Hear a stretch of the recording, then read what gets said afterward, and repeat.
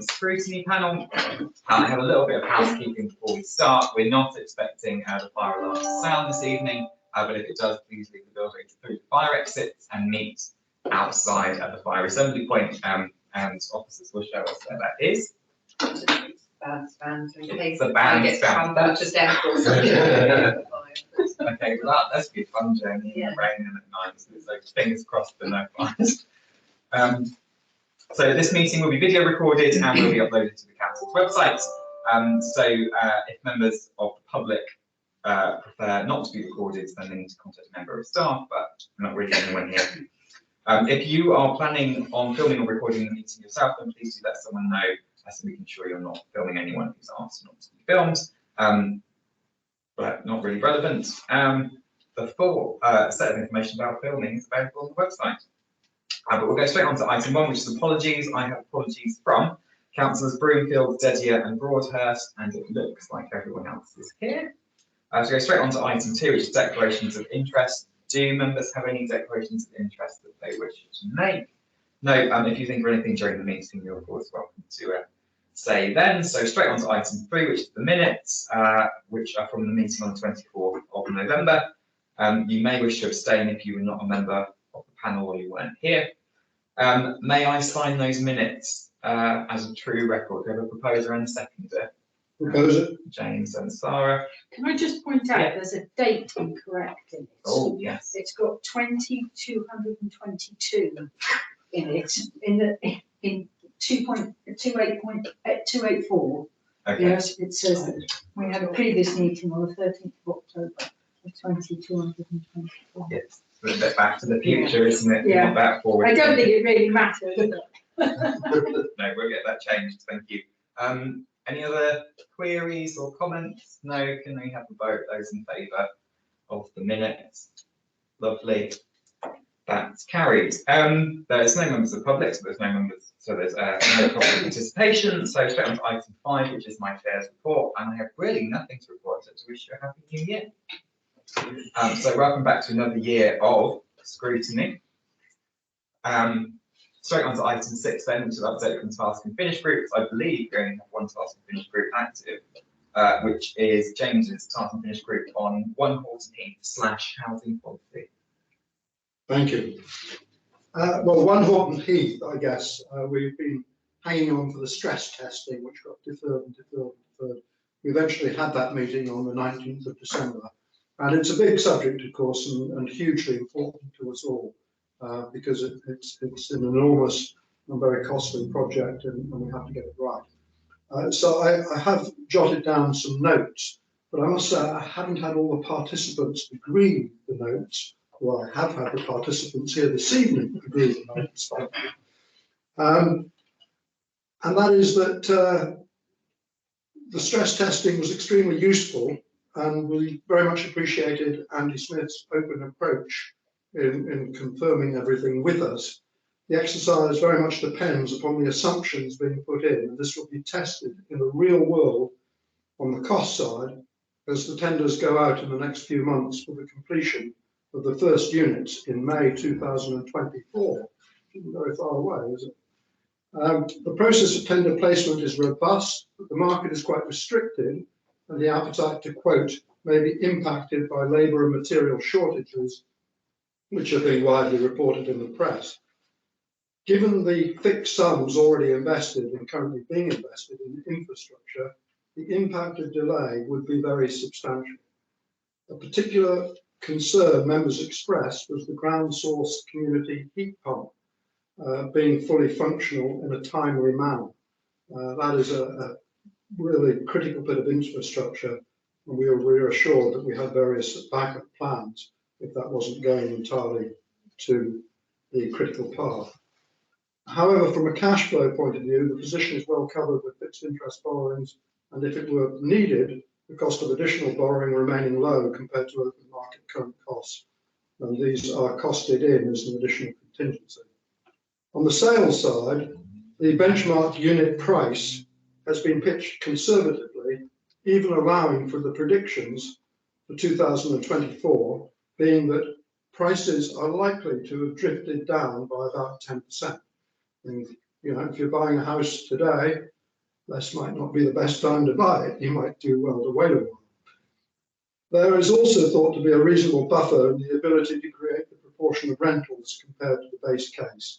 Andy made a big point of this, that if we were struggling to sell, the rental market was very strong and we could flip and we had financial contingency to cover that. It was agreed that it would be useful to meet again in about 6 months' time when some more real costs could be fed into the model. That was actually Andy's suggestion that we picked up enthusiastically. It was also agreed that it would be helpful if more of the numbers could be expressed as cash amounts rather than as percentages, because these are big numbers, and when you just see a percentage movement of 2 or 3%, wow, when you translate that into real money, it's significant. So that, Chair, is our summary of our stress and test feedback. Lovely, Right. lovely, thank you. It sounds like there's a proposal that we should probably agree as a committee, which is that we give the okay to that group to hang around for another 6 months and then do that follow-up. Yes, well, of course, that group that is hanging about, subject to elections, yes. Was given life after death because it's such a fantastic group. And so we move on to the other subject that we've been doing, which is reviewing the policies in relation to housing. And it was suggested that we should consider and review this is as our terms of reference, to consider and review the policies and strategies of the new affordable housing service and make recommendations as appropriate on how these documents should be amended to enhance accountability, transparency and ease of understanding and decision making, to review and make recommendations on future changes to policies, proposals for the integration of other services into the Council's existing provision. For example, incorporating repairs of owned affordable stock into the asset team's work structures. So those were our kind of terms of reference that we pretty much agreed. We've been working through the policies, some of which have already been to this committee, and we've had a summary being approved by Cabinet. The last one we did on the Zoom the day before yesterday was on the voids policy. And I think we did make some very useful, I mean, whether we were being flattered by Sue, but we did make some useful enhancements to it. And these documents are complicated because of the way in which they depend on how the tenancy agreements are written, which we haven't got full visibility of, but we certainly made some really useful pointers as to what could be incorporated into them. And some of us have particular knowledge of actually working in the housing market. That includes Steve, and therefore we felt we put in some useful practical considerations. And we're very happy with the process. And I'd just like to repeat that Sue is very willing to come to one of these meetings. And I think at the summary, we should have her come to one of the meetings, but that she was also content that if we didn't need her, she didn't need to come. Okay? Yeah, brilliant, brilliant. Are they, like, those policies are coming in February? Yeah, she asked if we can stick it on the February agenda. Correct, yes. We thought it was just too late for this one, at the meetings, just after Christmas. Brilliant, thank you. Any questions or comments on that sort of dual purpose task and finish? No, in that case, I propose that we just sort of formalise that recommendation that task force considers, or in whatever its membership may be in 6 months' time, that it reconsiders those stress testing things. So I'm going to propose that. Can I have a second? Sara, and a vote. Yes, lovely. Lovely, good. That takes us on then to item 7, which is Eastleigh College current provision, local needs and needs. I want to welcome Pete, Carl and Rudy from Eastleigh College, thank you for coming to see us, and Lee Hampton from Employment and Skills Gover Council. I'm going to hand it to Natalie to introduce that item. I'm just panicking because of the system, but it seems to be working, so that's fine. I'd like to introduce Pete, Carl and Rudy from Eastleigh College, who very kindly given up their evening to come and talk to us. The committee has had an interest in NEETs for some time, and it's not really an area that as a council we're linked in with. Many years ago we were actually, when we had a lot more resources and that sort of thing, but these days we don't have the resources to kind of really focus on the skills agenda. So really good to be able to work with our colleagues at Eastleigh College. And they're also going to talk to us about some of the programmes that they're running for the kind of valuable people in society. So I will hand over. I'm not sure which one of you starts first. And just keep shouting at me and I'll press the button. Next slide, please. It's what one that comes out. Yeah, sorry, I think it's I just yes, press okay. So, yeah, thank you ever so much for having us here this evening.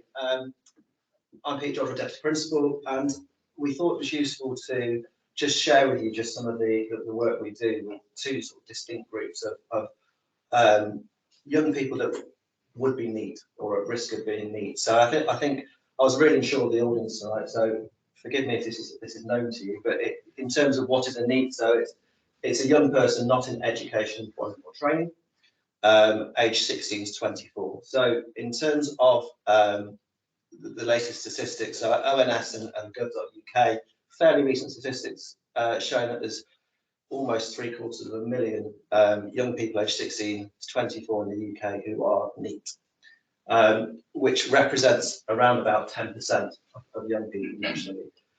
In Hampshire, that figure is slightly better, it's 4.1%, and of those that are 16 to 17, that works out about 2.2%, stacking up against 2.4 nationally. So when it comes to 16 to 17-year-olds, the Hampshire figures are far closer to the national figures. Thank you. So in terms of how Eastleigh College supports NEET learners, we've got two distinct groups. We've got Carl who's going to talk about Kickstart. Kickstart is for, I would say, young people that have had a poor experience at school. Can't go into more detail, but could be school refusers, could have poor attendance at school, behaviour issues, and it's about that journey that they go on at the college and their next steps.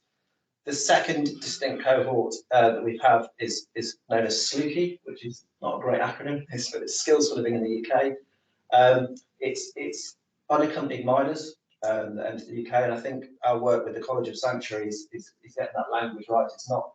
These are sanctuary seeking individuals. So it's away from asylum, especially with Ukraine. They're seeking sanctuary for a period of time and very much see their long-term future back in Ukraine. So it's about sanctuary seeking and how we support learners in there. And then the Vice Principal, Paul Stannard, was due with us tonight to talk about the wider support and the community impact, but he's not very well, so I'm going to do that bit as well. So over to you, Carl. Yeah, please.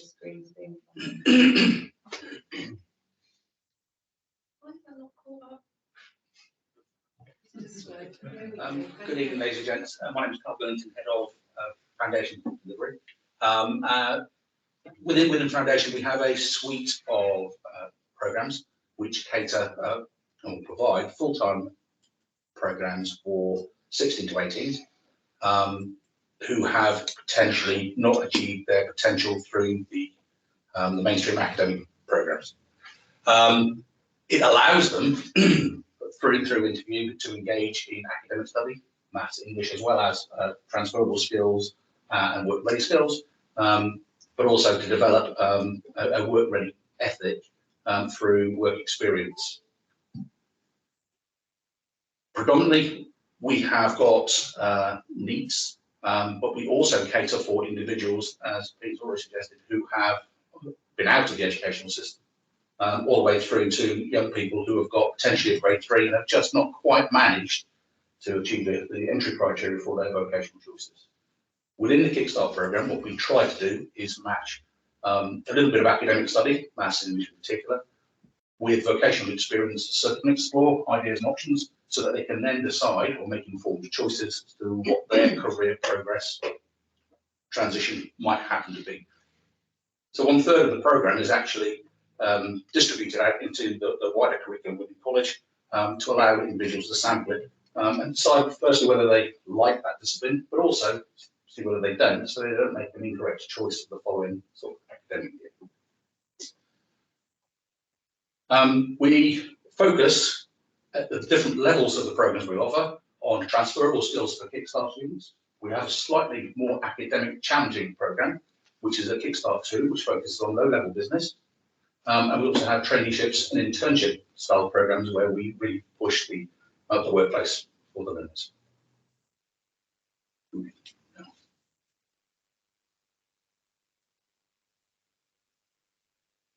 Okay, so we do have a number of stakeholders that we work with. We work with Enham Trust, Prince's Trust, Weecham Trust, and we will signpost individuals to and from. As you can see from the information on the slides, we have generically around about 90 to 100 learners with us for the year. We have multiple starts, September, November and January, so we can pick up individuals who potentially have started elsewhere and who have had a bad experience, don't like that, and rather than revert to being weak, we can pick them up and give them an opportunity to finish that academic year, once again, focusing on the maths and English, so they don't miss out on that study period. As we can see, over the last few years, we've had quite a few that have progressed from our programme into employment. Some of them have picked up part-time work, full-time work as they're studying with us. Others have left us at the end of the academic year and gone into employment, rather than, as the bottom right panel indicates, going into what we call a positive destination, which could be another full-time course within college, courses or programmes in other training providers, QE training, and other colleges, City College, for example. Although I shouldn't really mention City College, shouldn't I? In and around the local area, depending upon what their career progression has to be and where the best fit is for that individual. Well, so I'm just going to spend a few moments talking about our Scrutiny programme. So it is an ESOL programme, so a course based around English for speakers of other languages. These are all going to be young people, hence the Y at the end of the skills learning in the UK. So alongside this, last academic year, the college applied for a College of Sanctuary status, so the national award that recognises that we go above and beyond in our support of refugees and people seeking asylum, in our provision of inclusive education and support. So in terms of the Scrutiny programme, so aimed against 16 to 18-year-olds, it's a full-time education programme where learners will spend 3 hours a week developing English speaking, 3 hours a week developing English writing, 3 hours a week developing English reading. There'll be an ICT element, because it's an essential skill really in terms of progression into employment. And these learners will also join other peers in maths classes. All of these courses are offered at a variety of levels. So the lowest level we offer would be sort of pre-beginner or an entry 1 course, all the way up to some learners who, across a 2 or 3 year academic programme, may go on to achieve GCSEs grade 9 to 4. So the structure of the programme allows for multiple start dates, effectively a roll-on programme, depending on when that young person has arrived in the local area, seeing that through to the end of the academic year. We've got sort of, we're quite well positioned in terms of being able to pivot based on our needs, so we can bring in learners at multiple points throughout that year, as I just said. That really means that they're not missing in education for any real period of time. We're also quite fortunate in that we're able to provide courses that are structured in that we may find that when they enter the college, they are strong speakers, but cannot write or cannot read, or vice versa. So the way we structure our programme would allow learners to fit into different courses and different classes to meet their individual needs based on initial assessment and diagnostic assessment when they first arrive. The programme itself will also include work experience, so where young people will, just as any 16 to 18-year-old, as part of a full-time study programme, go into the workplace and really experience what it's like to have that job for 35 hours, or a social action project. And alongside some of the Kickstart learners, we'll start to experience some of our vocational programmes as well. There's also a fairly strong employability focus as learners start to finish the academic year. And they'll also run that as part of our tutorial programme, so really it covers a lot of our key government priorities in terms of preparedness for the next steps.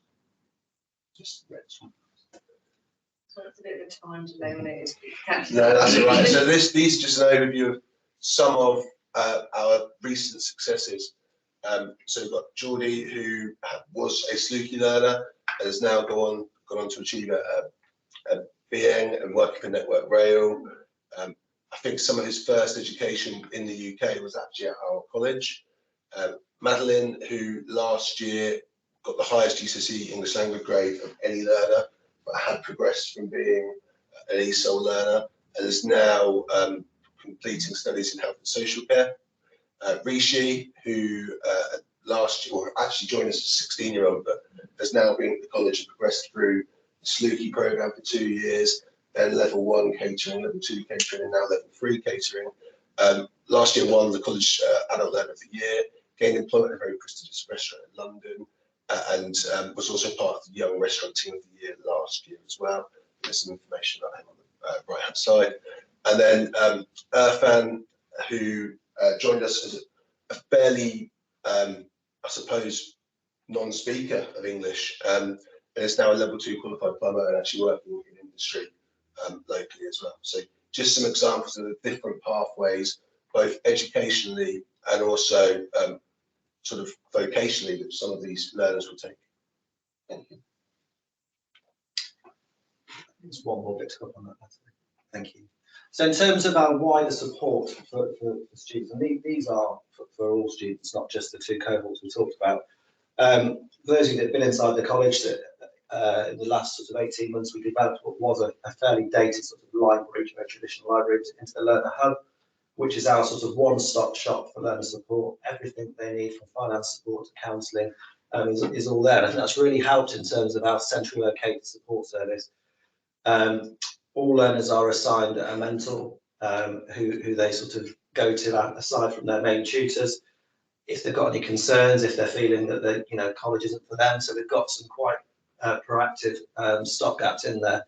The types of support that they can access are careers advice and guidance, our on-site counselling service. So we've got quite a sizable counselling provision. It's our largest HE provision in the college. So we've got level 4 through level 6 counselling. And as part of their accreditation, they need to have experience in counselling. So actually it works very, very well that under supervision, these students who are training to be counsellors or increase their level of counselling expertise, they work with some of our less vulnerable students. Of course, if there was a level of concern, we would have them with fully qualified. We've got mental health, first aid support, advice and guidance, work readiness, work experience department, and enrichment, because we know that if the college just offers that academic programme, we're going to disengage learners very, very quickly. So it's about the wider, with our very sort of limited resources, what can we do to sort of offer beyond that? So we've got things like the gym, and we quite often promote students to create their own groups if there's a particular interest in ball games or a particular performance that they'll do. That we're very open-minded to support them where we can. Sorry, I'm having some issues. I lost the Wi-Fi. It's unbelievable, isn't it? This is where I work. Let's see what we can.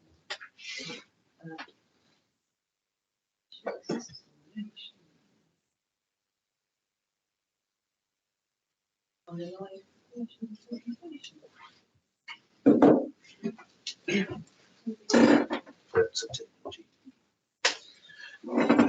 You have this connection. Really unfortunate. Yes, you need to leave that meeting. Join again. And then leave that. Do you think that will work? I'll phone Martin. Leave it to the evening. I'll make it. That's fine. I can probably just about record. You keep talking and I'll put it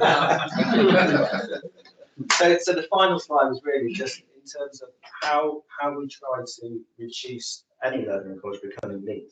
So in the first instance, we know that the first sign is that non-engagement, poor attendance to college, starting to miss assignments and falling behind. And that's when we start having those meetings, ideally with parents, but more often than not, parents don't engage. So it's trying to find out whether it's the wrong course, whether it's college, whether it's something outside. We've obviously seen post-pandemic huge increase in anxiety. We've got learners who, even at this stage of the year, are coming to college but are too nervous to come in, and we quite want to come in, and sometimes that works, sometimes it doesn't. So that's when our sort of these agencies that we work with, that Cllr mentioned, are really, really important to us in terms of trying to sort of say, well, if not us, then what? And I think one of our sort of most successful partnerships really is with the Prince's Trust through the Hampshire Fire and Rescue. We subcontract, although they're a training provider in their own right, we subcontract some of our 16 to 18 budget to them, and effectively then we've got there are 3 separate projects that they do, one in Southampton, one in Basingstoke, and as of last year, one on the island, with which they do these Prince's Trust, so a 12-week intensive programme, which really, really tries to sort of in the nicest possible way, break that individual in terms of strip off all those layers of defence and the vulnerabilities and try to get them to, it's focused on teamwork, it's focused on quite a short-term work placement, and then at the end they do these amazing graduation events where they all come and talk about their experience and what they've achieved. And the idea is then that kind of reinvigorates their interest in either their work placement or in re-engaging with either our college or another college or provider. So I appreciate that's an awful lot of information. Do you have any questions at all? Yes, thanks ever so much. Sara. Sorry. Just put the slide Is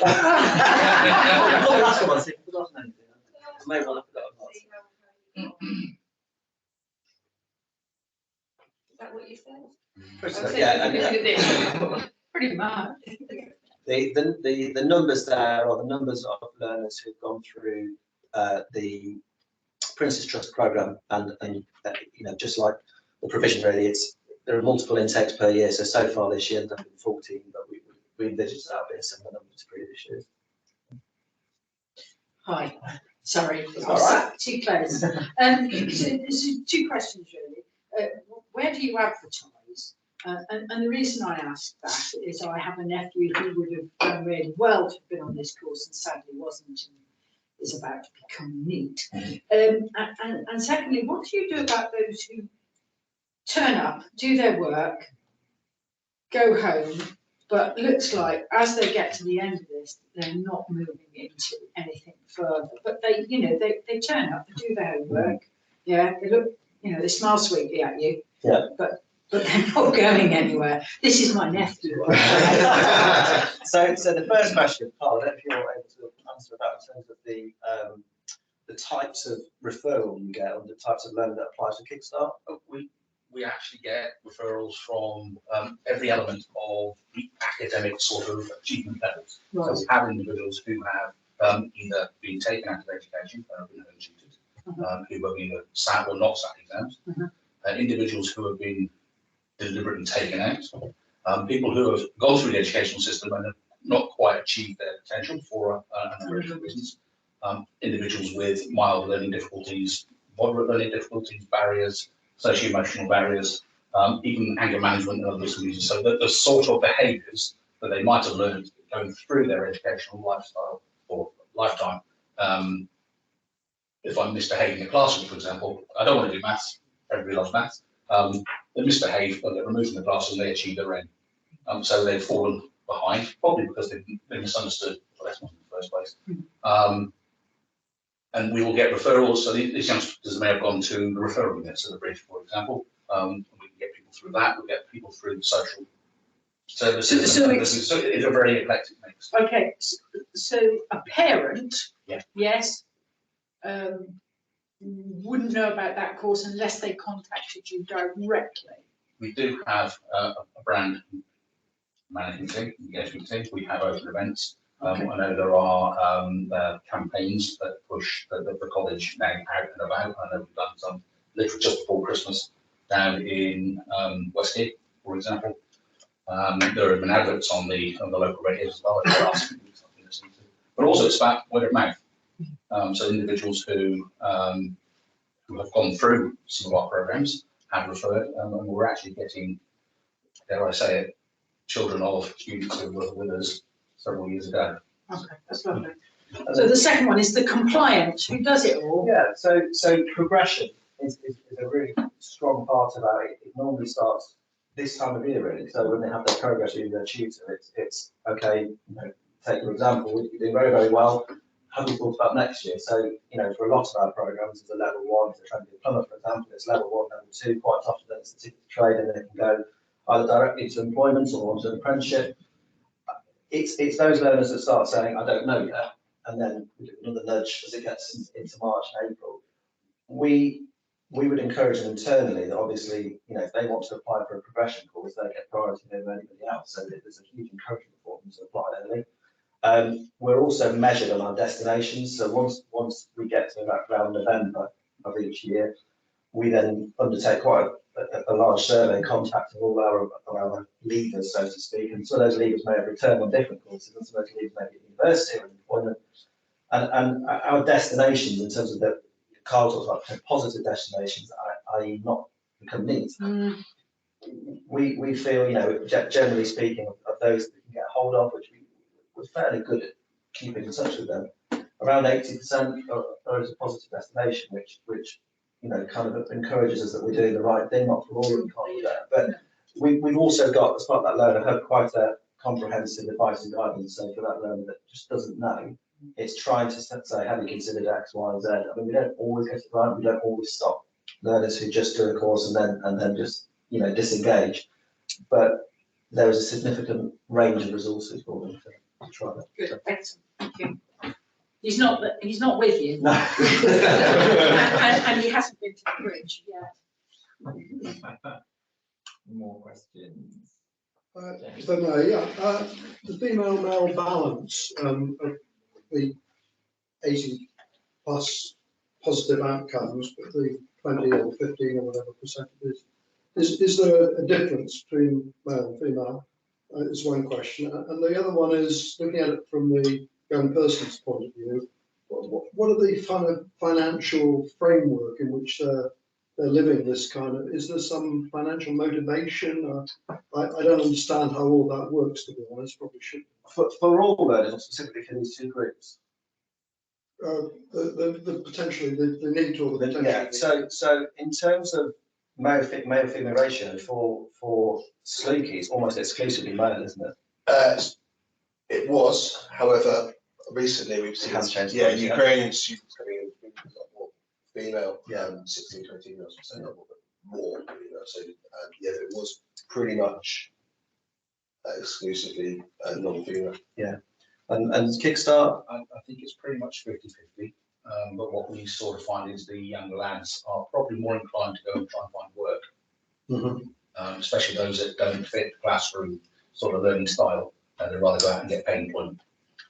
and then in terms of financial support, all learners who meet a threshold in terms of household income are entitled to a bursary support. So, you know, we've got a proportion of our learners who are entitled to meals at college, so we make sure that they've got you know, food and drink.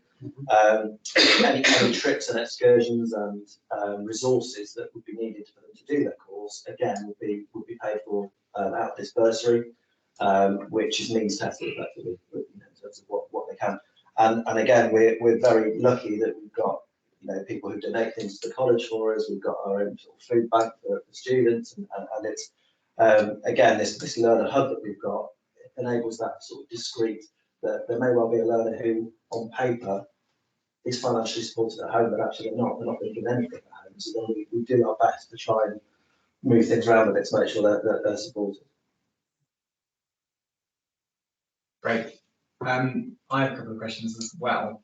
Of those, are those 20, roughly 15-20% of those learners who are not retained with a positive outcome?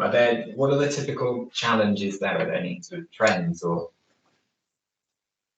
Do we pick up here?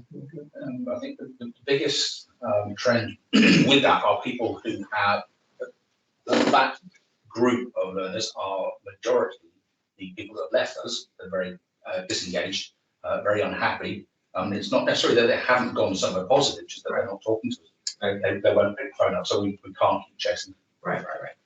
I think for the something we've certainly found in the past sort of 18 months for the Sluky learners is quite often some of these young people are housed together and 16, 17, 18-year-olds, but at the minute one of them hits 18, they're classed as an adult.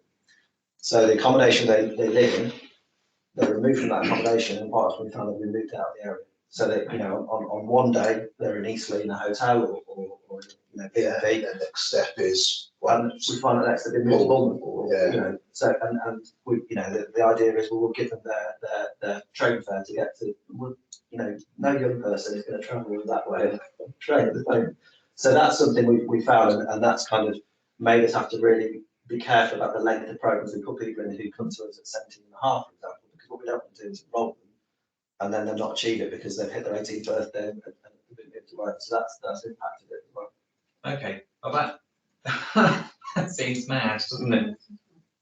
Which agencies do that rehousing?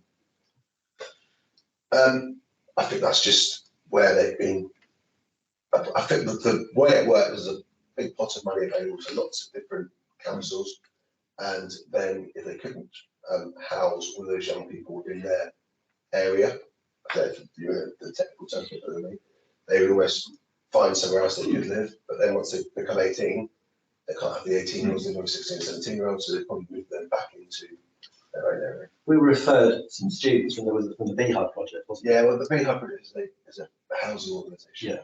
And I think they've taken some overspill from Ball out Okay. that we're more than happy to educate, but the impact was unfortunately they had 18 and classed as adults, so they moved back, which didn't really help them.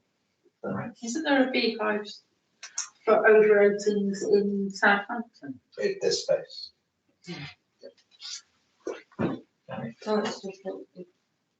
I was listening, it was on the news today, that an Afghan refugee family with a youngster in education, and they're talking about suing government for this very reason. One day they're here, they're in a hotel inn and are being educated, and then all of a sudden, this was an extreme case, they were shifted from the south of England to the north of England, so there was no possibility of even trying to raise. So it's very much a hot topic at the moment. We've had a learner move to Newcastle over the last few months, and I think that's to do with connecting with distant family that have also resettled in the UK, which is slightly.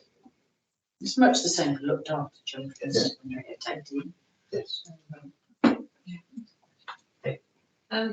Is there any possibility of carrying on that studying online? I know you've got good online provision. For Scrutiny, for example, if they're moved, can they carry on a programme, or has it got to be in? No, it can be a blended approach or a completely remote online approach. It's just whether those ICT skills are appropriate. I think the pandemic taught us it could be done. Yeah. I think the digital poverty quite often with some of these young people is that they don't have access to these devices. And I think the most prevalent thing is actually the right environment to learn in, because they don't have a bedroom, so to speak, to do it in. They're cramped in a I think it's just the day of speaking about somebody who was taking a mattress off their bed to use the bed frame as their desk. Yeah. Because they're living in a hotel with no desk. So yes, you could online. Very difficult reality.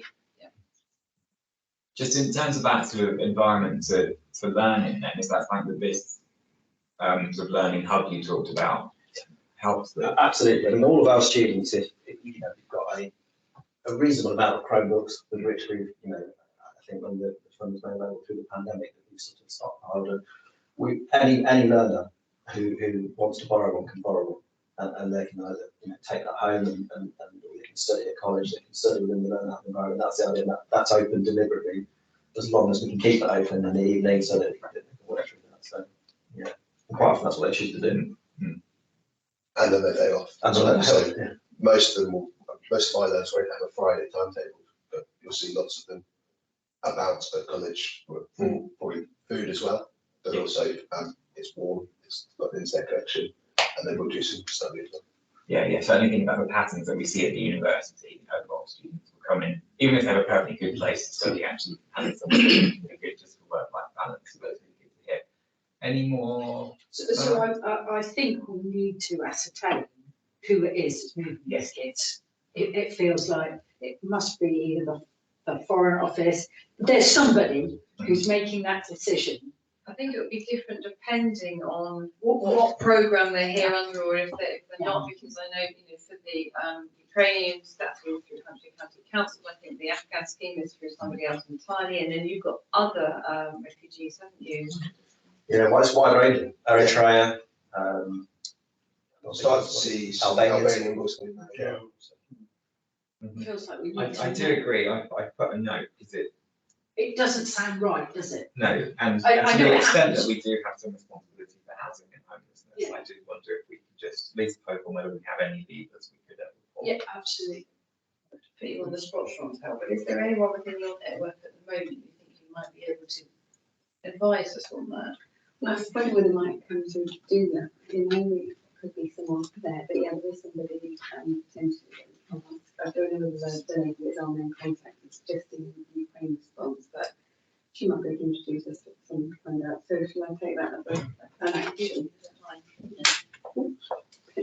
Just mention in passing with the Ukrainians, I think you've done an absolutely brilliant job. I've had involvement with one or two of them, and I've accompanied one in particular going for an interview.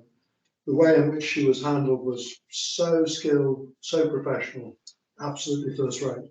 It's worth mentioning that when we first had the Ukraine kind of crisis, and we were trying to get our heads around it, and we had all these people turn up, and the biggest issue for everyone we spoke to was learning English, and they all wanted to come here, they wanted to work, and that was a really key part of their drive, their motivation. They didn't want to claim benefits, and that then caused a real problem, didn't it? Because actually the free language courses are available to people on benefits.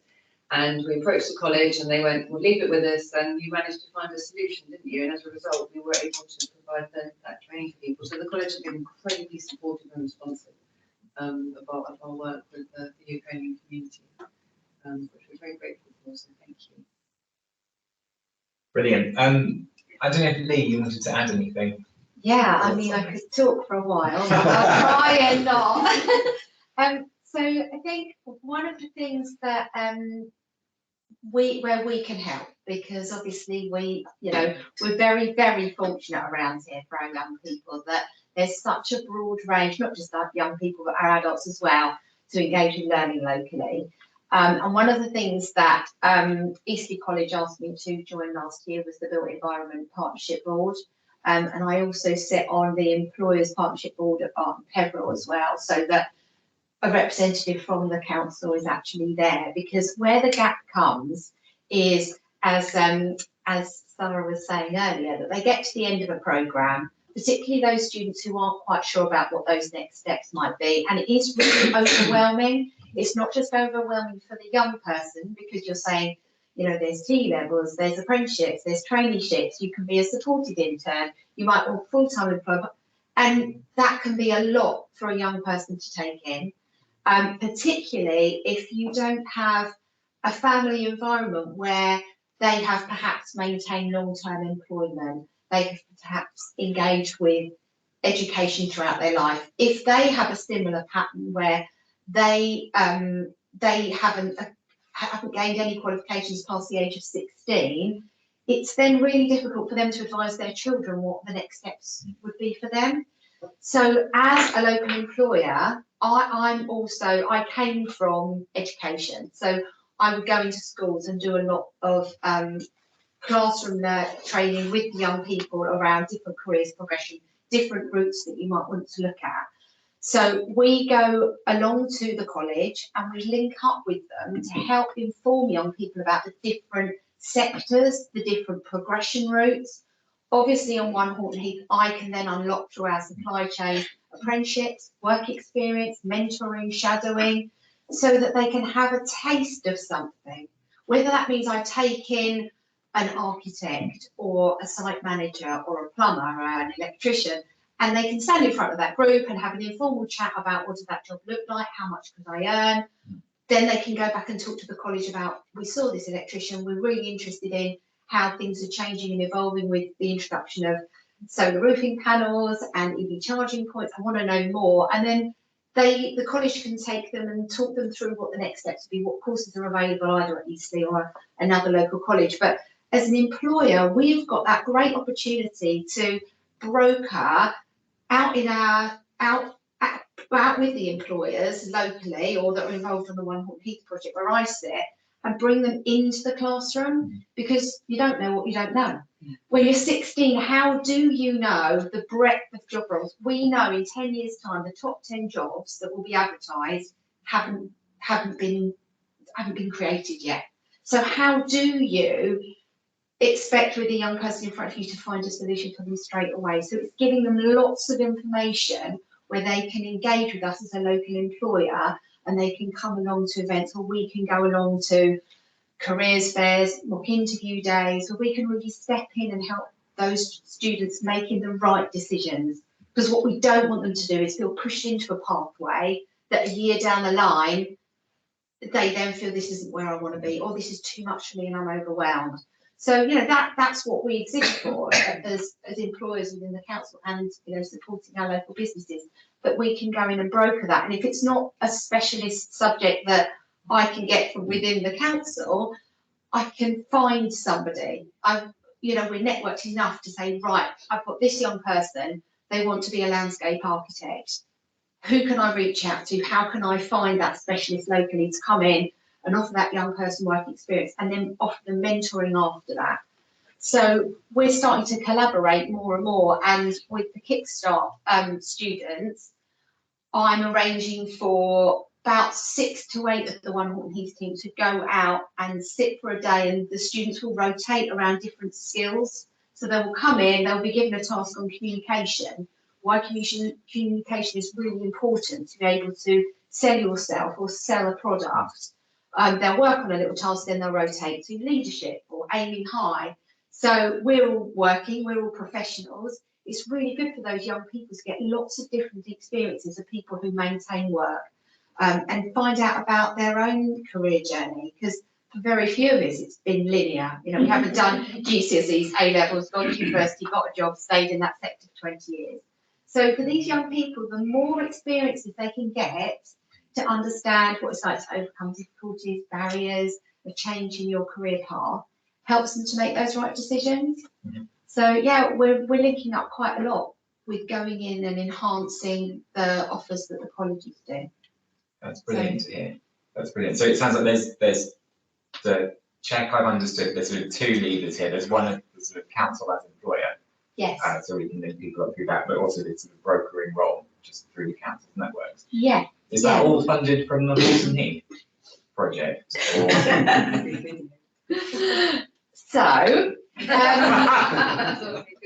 I'm really pleased you've asked that question. It feels like I've prompted you before. Okay. So obviously I've been recruited to do that piece of work. So very early on when I joined the council, I asked, what sort of budget have I got to go and support the local colleges with their careers programmes? Because schools do not have budgets that come down from government to support careers provision. They will have enough money to have a careers leader in a school, and often they will buy in independent careers advice and guidance, say for example from Hampshire Futures, so many hours, and they tend to use that funding to target their need learners, the most vulnerable. But in fact, all students need independent careers advice and guidance to understand what their next step should be. This is crucial decision making at a very, very young age. So what I asked in my first week at Easter Council was, where do we get social value from, and what happens to social value? So social value is added value. So as we procure a service or a product, particularly on One Horton Heath. So I give the example, right, we're about to start on the first group of homes. As we build out those first homes, as we, for example, have windows going into the houses, and we put out for tender a window company that's going to design those windows to the spec that we want at a price that we want. I then go out at the point of the contract being awarded and say, what else are you giving us? We want you to give us back 0.5% of the contract cost back in social value. Okay, and that is then going to be used for employment and skills initiatives. Now, when we launched the toolkit last year, that was a pilot scheme on One Horton Heath, and obviously we haven't broken ground yet. So I've been going out to the small consultants and saying, can you give me more than 0.5% back? So that could be that professional person's time to come in and do a careers talk or offer mentoring, or it could be, if the partner organisation wants, they could fund something. So they could fund equipment for your students that don't have a laptop, for example. So that has just come to the end of the first year, and we are just smashing the figures. It's so much higher, and I will release the report at the end of April, beginning of May. So having me enroll, it means I can literally walk out onto site and say, right, these are the bigger contractors this year. I want to see this many apprenticeships. I want to see this many work experience programmes. I want to see those going to local students. And I want to have funding coming in so that we can fund the employment and skills programmes and support our local colleges and schools to deliver what needs to be delivered. Because they do a fantastic job, but I'm sure if we ask them now, there's massive gaps in the funding to deliver the creative programme that they'd like to be doing, so that these young people do get a job outcome at the end, if that's right for them at this particular time. Great, that sounds really positive. And Eastleigh College involved in that? Yeah, so we work both ways, and I work with all the colleges and all the schools now. But you know, when you start looking at 0.5%, when you have looked at, I'm sure, Very those How much numbers. is When you start looking at the numbers, we've got Road 3 coming up next. That's a £10 million project, and of course the big one is the FRP. So when you start thinking 0.5% of that FRP, That's residential pastoral for those of you who don't speak. one more in language. 0.5% is 0.5%, or is it? 0.5, yeah, 0.5%. Right, okay. Yeah, I mean, it could move. Doesn't have to be 0.5%. A lot of housing associations are now pushing to 2%, 2% of social value on all of their developments. I like to think, I've asked for 0.5%, but I'm going to get it. But, you know, to put that in place, there's a lot of administration that goes behind the scenes for that, and that's something that, if as a council we want to be more wider on our procurement and not just be on one Horton Heath, if it works, I'd love to see it go wide, because I think it can bring in more opportunity for our young people and for adults as well. Yeah, I want to see good job outcomes for everybody. It helps people maintain tenure. We're going to be a landlord. So it's important that we start to have those conversations now. Absolutely. Actually, I was about to ask if it could be used in other procurement. I suggest we put that in the work plan at some point, because it sounds really exciting. It'd be nice to have a proper discussion Mike has about it. included it in his recent strategy about Okay. social value as Great. well, because we've had those discussions about. Yes. Everyone Yeah, gets excited because I do. The corporate procurement policy previously went through cabinet, just in December actually. And the idea is that actually we've got about a 6-month window to engage with suppliers wider than one Horton Heath on a bigger contract over the threshold value, so 1K, see what kind of social value they can sign up to, really to make sure we can land this policy. So we're currently in that process, but of course I can bring that to PMP to explore that. Yeah, at some point I think that'd be really valuable. I guess that went through A&R. It did, yes, it did. In fact, Chad, I think you'll recall that, PMP members were invited to that A&R session, but also I'm sure he's got that as well. Fab. Good. Any more questions from members? No? That's been a really good discussion. It's been brilliant to learn about everything that you're doing and some of the stuff that was going on at the council that I hadn't heard about before. So that's wonderful. Thank you all for your time. You're welcome to stay for the rest of the meeting. Please don't feel like you have to. You're welcome to leave. But, He said that one. Thank you. Thank you very much.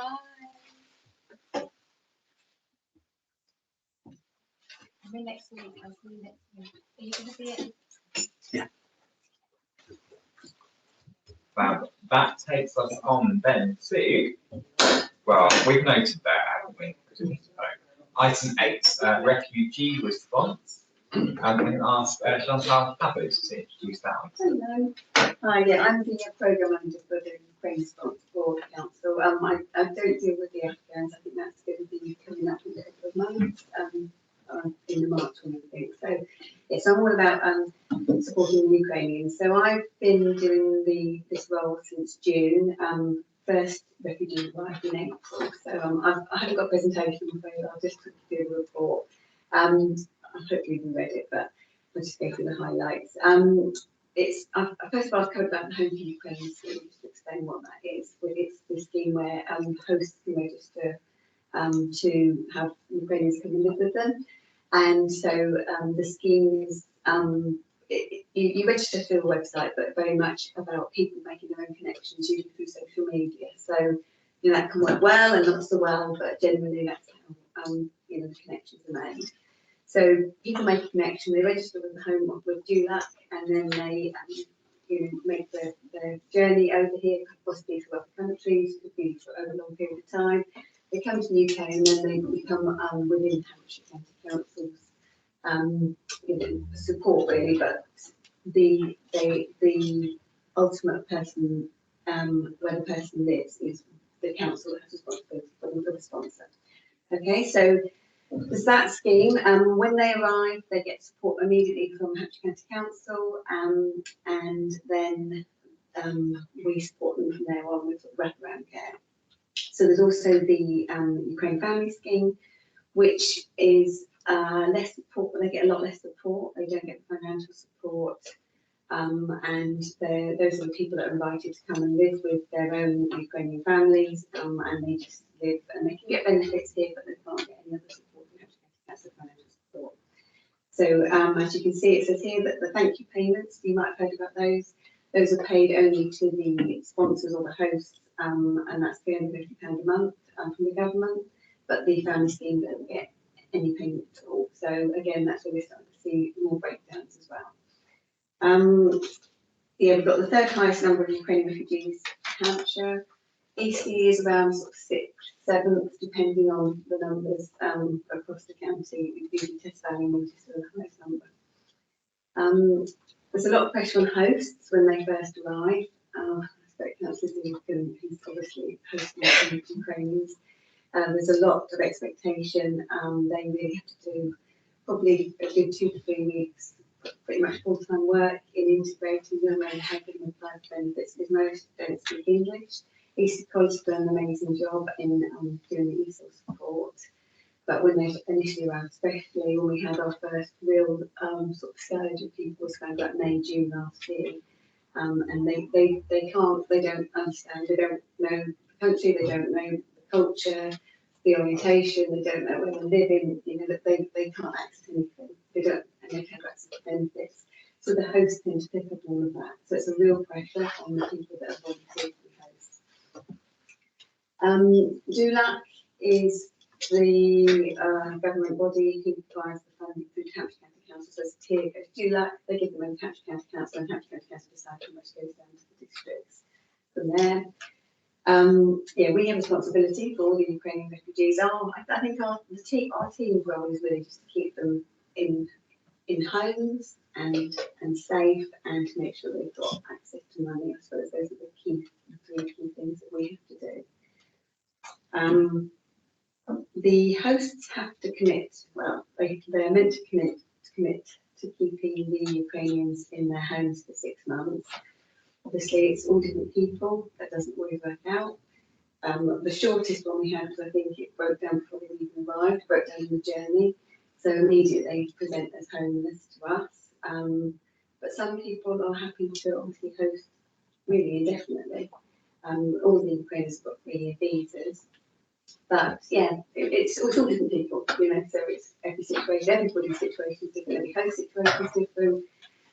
But generally, when it gets to about the 6 month point, if the host have decided that they don't want to host anymore, they would let us know and let the Ukrainians know, sometimes neither or both.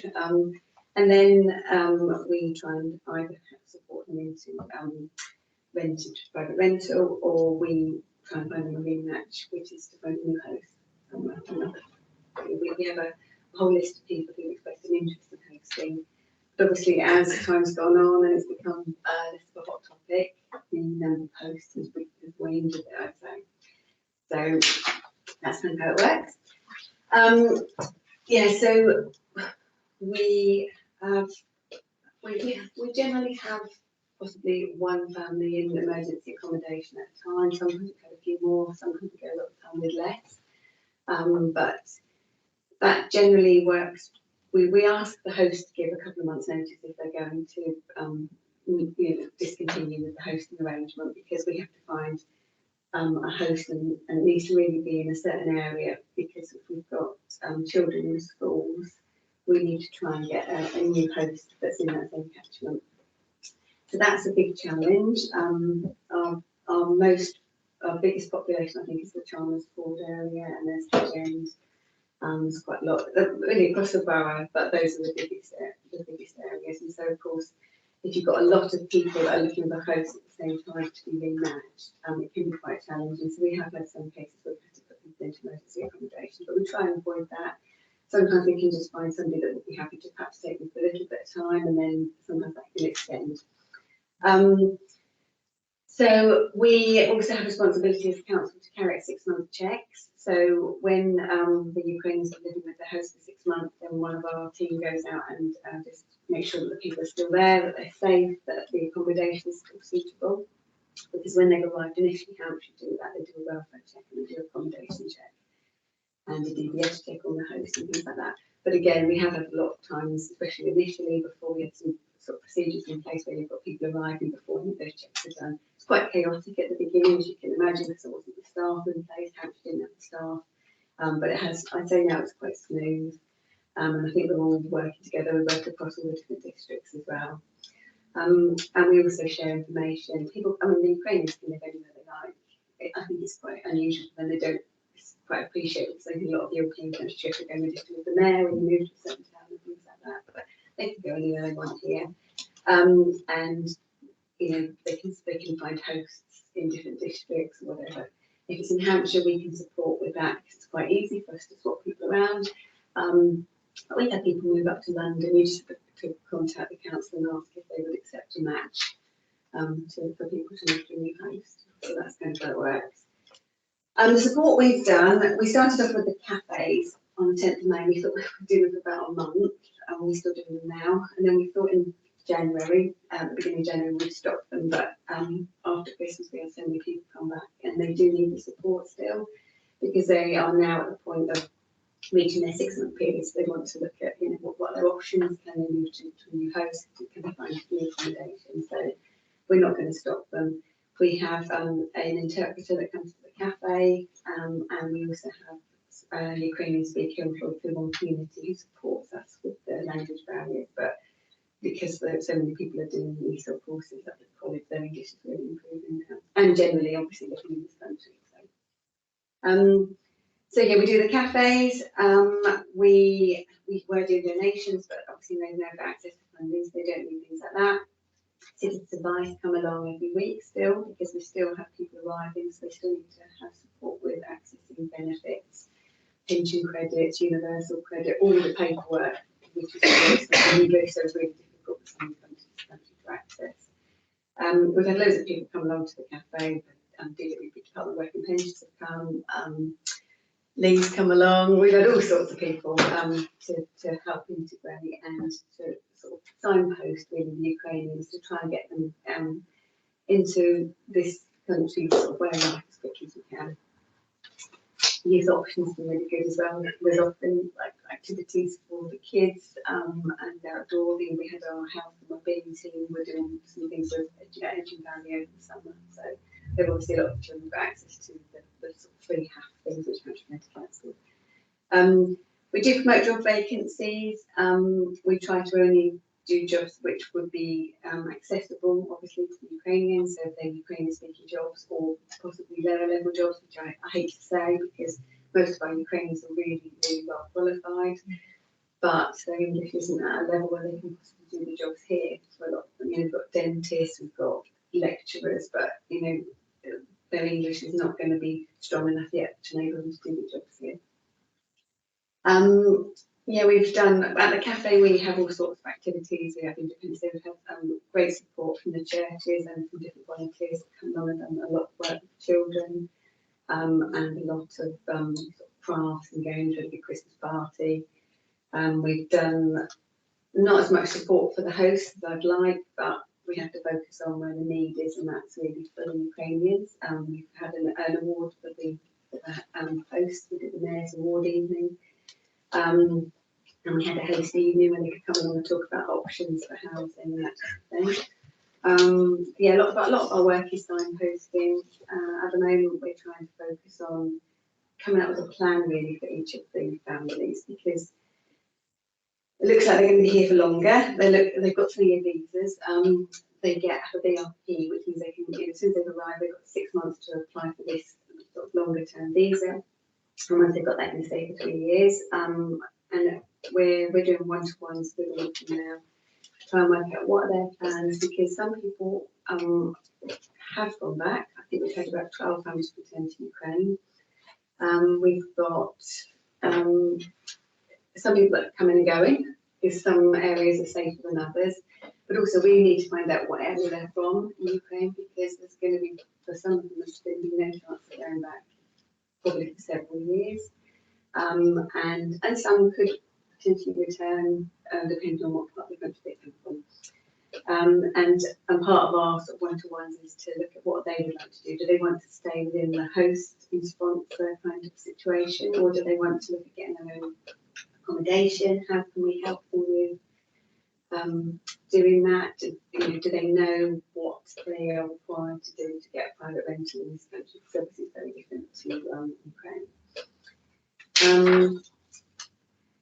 So the biggest challenges, I would say, are the breakdowns with the hosts and finding accommodation for them. As I said, it's the location, that's always a challenge because we need to keep it in the same areas. Lack of hosts. Some families need more rooms, and if they're bigger families, just one room is not really going to work. So then we're looking at, needing a certain amount of rooms in a certain area. Potentially, the hosts don't want perhaps older children; they want a certain age group of children. So it's quite specific. So it's really hard to keep finding enough matches. I think when we first looked, we had 300 expressions of interest. Well, that's going to be amazing. We're going to find them. And then we were going through, we rang, and nobody was interested. I think we ended up with 30 that were still interested out of 300, and that was in the summer. So I don't know what it'll be now. But we still do get occasional people contacting us and saying that they'd still like to be a host. But that is the real issue, and that's why we need to be moving towards private rental.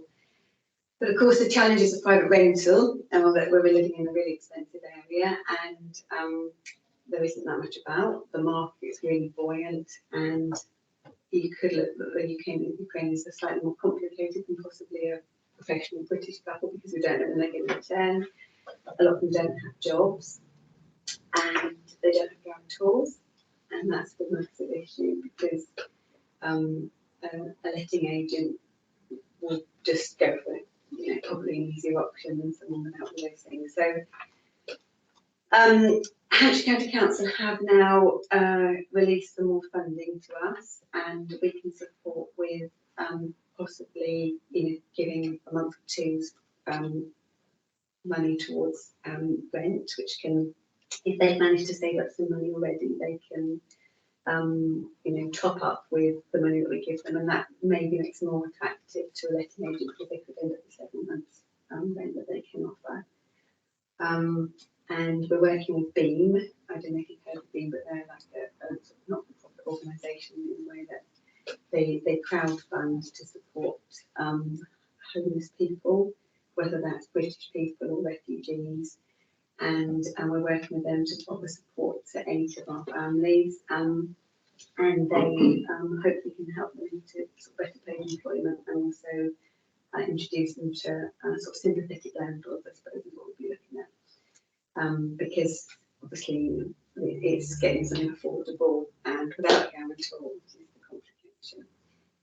Hampshire County Council had also increased the thank you payments over the winter months for 5 months, another £200 a month to the host, which helped a lot, because we were looking at having away people in October who are going to be made homeless, but that's been put off now to February. And also the government announced that they're going to continue paying thank you payments for 2 years, which is a great relief for us, because we didn't really know it's going to happen after 12 months. We were worried that people would be homeless, but that hopefully will keep some of the Ukrainians with their hosts for a bit longer. And there is also some money coming through potentially for housing. There's a £500 million fund, and Eastleigh will be offered some of that money, and whether they accept it or not, but that's obviously just happened this week anyway. And yeah, the main risk is for us is how we're going to accommodate the Ukrainians longer term, and just keeping them all safe, and in homes for as long as possible, really, until they can get more settled and get jobs. So I think that's probably pretty much the situation. So, do you remember any questions? You can see at the back, I've got on the report, I don't know if you've got it really, but it's got all the different areas. And Chelmsford is the biggest number. We've got Hedge 29 families, 15 in Fair Oak, 66 Chelmsford, and 22 in sort of Eastleigh, Central Eastleigh. Lovely, thank you. That's really interesting. It's so good to hear about it. I think we've all known that it was going on. Don't think quite close to it, but I think Yeah, so we've to do a been lot of that. 7 Ukrainians in our house for a while. We took in a poor lady whose mother had been killed in Mariupol and had to escape very quickly. So, but 3 of them have gone back. They're very mixed feelings. They still might return to the UK, depending on how the war goes. And 3 are definitely with us through until the end of the academic year. We arrived at the end of March last year. So we'll have had them for 18 months or whatever. But that's fine. We're fortunate we've got a big house that we feel guilty about living in, so it copes with that psychological stress that we were going through. It was just my wife and I in this huge house. We thought the fire officer might draw the line at 6 actually, but he said, no, that attic room's perfectly good. It's quite spacious. And everything you say is, I validate and support. I think we've done an excellent job in Eastleigh. I think, to be fair, Hampshire struggled in the early days because they didn't know what they were doing. They couldn't get any guidance. It was absolutely naff. And they rallied round and they were very flexible. We didn't get inspected until 4 weeks after our Ukrainians had arrived, actually, which you could say was, well, what was the alternative? Nobody was there to inspect them, us and all the rest of it. So I think everybody's rallied round, done a very good job. I think the funding is pitched at about the right level. The real problem, as you say, is rematching people who've done their lap around the racecourse and said 6 months is what I committed to. And that was a stress and a strain, and I ain't doing another 6 months. And I've always said to those people, you should be congratulated for doing 6 months. But it is then quite difficult because the first thing a potential new host wants to do is have a chat with the old host as why isn't it working out? Well, it was working out, it worked out fine, but it was 6 months commitment. And that's quite a difficult, nuanced message to get across. But I think, we compared to other countries nationally, of course, have taken far fewer Ukrainians than Germany, Poland, Spain, we've probably got the balance about right, though, in reality, with the UK's ability to cope. Yeah, I think you're right. I think I don't think we did with this. I think it is about the right balance. And yeah, I totally agree. Hampshire, they've done as well as they could early on, but now they really are doing a good job. They've got a really good team now in place. So, yeah, I think it's The biggest single issue at the moment is the Ukrainians that brought their cars are coming up for their MOTs and the limitation. We've got an exemption, but for some of them, they're now just having to mothball their cars because to homologate them for UK usage after 6 months or 8 months is probably £3,000 of expenditure. The same again when the car goes back to the Ukraine, 6 grand. Cheaper to buy another car, or in our case, we put them on the insurance of our fleet of cars, and as a consequence, we're doing a carpool sharing job, which is okay.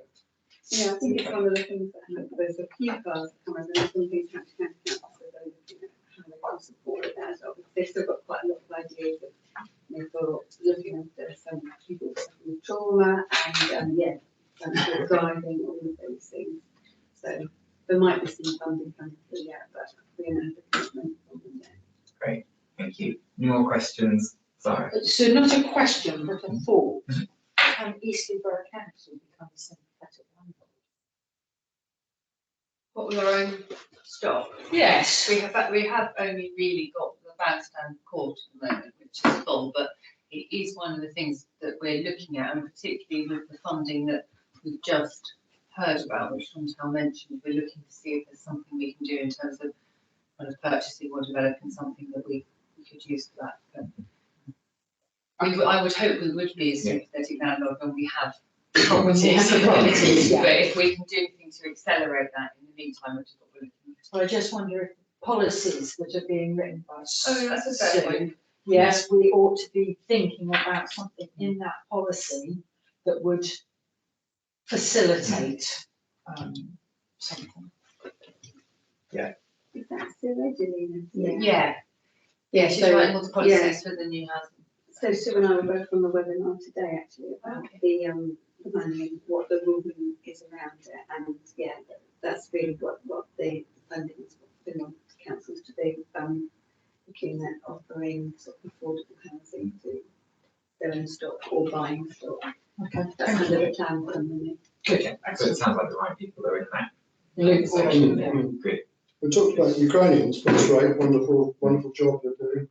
The Afghan situation is just utterly appalling, driven by national policy and restrictions. And I just do wonder though whether Eastleigh are sticking too close to the rule book. I've got friends who are councillors in Oxford, York, who've got good, easy access to meeting the Afghans, being, a shoulder to cry on, be friendly with them. We're told we're not allowed to even have a cup of tea with them. Absolutely not permitted to visit them, meet them at all. That's the instruction I've been given as a council, which I find very odd and completely different to how other councils are treating the same situation and the same rules emanating from the Home Office. Bizarre. Yeah, we've got the Afghan report on the Afghan refugees coming in March. Yeah. So I think we can raise issues like that then. I'm certainly mindful though we should use this session to understand the Ukrainian perspective, because there's going to be a real contrast from everything I've heard. So I guess I had a general question around sort of the support that's coming from government, and it sounds like DLUC have been reasonably helpful and on the board. Would you agree with that? So, Yeah, again, it's exactly from the beginning. It was a lot of scrabbling around, but yeah, definitely we have been there, I think. And even the webinar today, it seems flexible. Everything has flexibility, and they're really clear about that. They would like us to get stock or buy housing stock this year, but if it does fit into next year, it's all flexible, really. Great. And I had a question around sort of the breakdowns of the hosting arrangements. I'm imagining, because most statistics are like a curve, I imagine there's this curve and there's going to be a few at the start and there's going to be the main body and there's going to be a few sort of tailing off. Where are we on that curve? With the start, the end? We're tailing off, yeah. So our 6-month checks that we did in November, the graph literally was at the peak in November, so that's when the most people have been in 6 months, and now it's dropping down. I think we've got done 32 6-month checks so far. So yeah, it's sort of like that, I'd say. And I think there's about 6 being done this month, so we can see where it's going. Right. Do you anticipate we're going to have another bubble in 6 months' time? Well, we had only 4 new arrivals over the last month, I think it was. So yeah, it's definitely tailing off. Okay. But again, if there's another big batch planting, then I'd imagine we'll have another increase. Yeah. And then in terms of sort of recruiting those new hosts, I know you said there've been 1 or 2 sort of new expressions of interest come in. Have we been proactively seeking them out, or is that just? Well, we've tried. We've been putting things out into the Borough News and onto our digital newsletter. I think you've been putting some things into the LinkedIn. Yeah, I've sat in on some counselling sessions. Yeah, and we've got Thornton School is like a big catchment for where most of our employees are based, and we're putting out a newsletter through that. So yeah, that's the best we've done really. Right.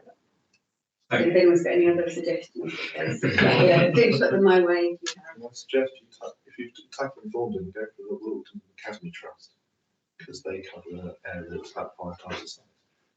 What's it called? Wilton Academy Trust, so Wilton, Deer Park, Bilby Park. But Wilton School is that? Yes, yeah, you've got 3 schools, quite a large area, just easy one here. Because I'm quite disappointed in the number of people that are involved. No, it's just the numbers are very low compared to Ukrainian families in Botley seem to be incredibly low compared to everybody else. Yeah, 2. Yeah, well, that's what I mean.